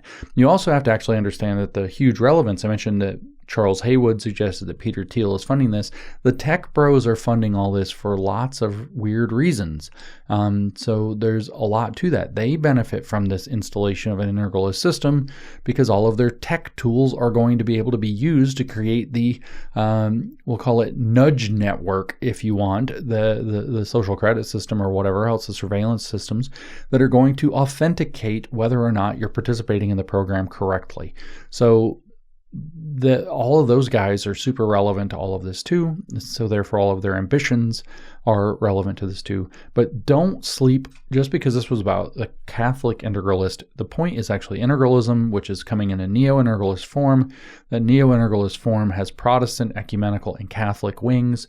They'll fight it out later at some point. But the Christian nationalist movement, when I used to say that it's 10,000% an op, which by the way is a quote of Charlie Kirk from my messages with him, that I was actually using it to needle him as he started to warm up to the Christian nationalist movement after we had talked about it for so long, and he had said that it was 10,000% an op. He started to support it, so I started calling it 10,000% an op, knowing he would see it, knowing that he was the one who said it, to needle him, to try to get him to back away from it. I don't think it worked, but that was the story behind Christian nationalism is 10,000% an op. Well, it was 10,000% an op. It is 10,000% an op in the fact that it is an op in this same broader operation. It is the chapter of this long story that that Insurrection Barbie didn't tell, and its role is to mislead the Protestants from within, not just from without. That's very important to understand. The usual woke model is to weaken the thing from the within and then hit it from an attack from the outside. And since it's weak from within, it can't withstand the attack from the outside and collapses. That you could call that an inside-outside strategy or an inside-out strategy. And that's the role the Christian nationalist movement plays in its particular placement within this broader op that she has described rather admirably in this long article. I'll come back to you with another episode soon. I hope this one was edifying. I know it's super long. I haven't done a super long one like this in a while. Isn't it good?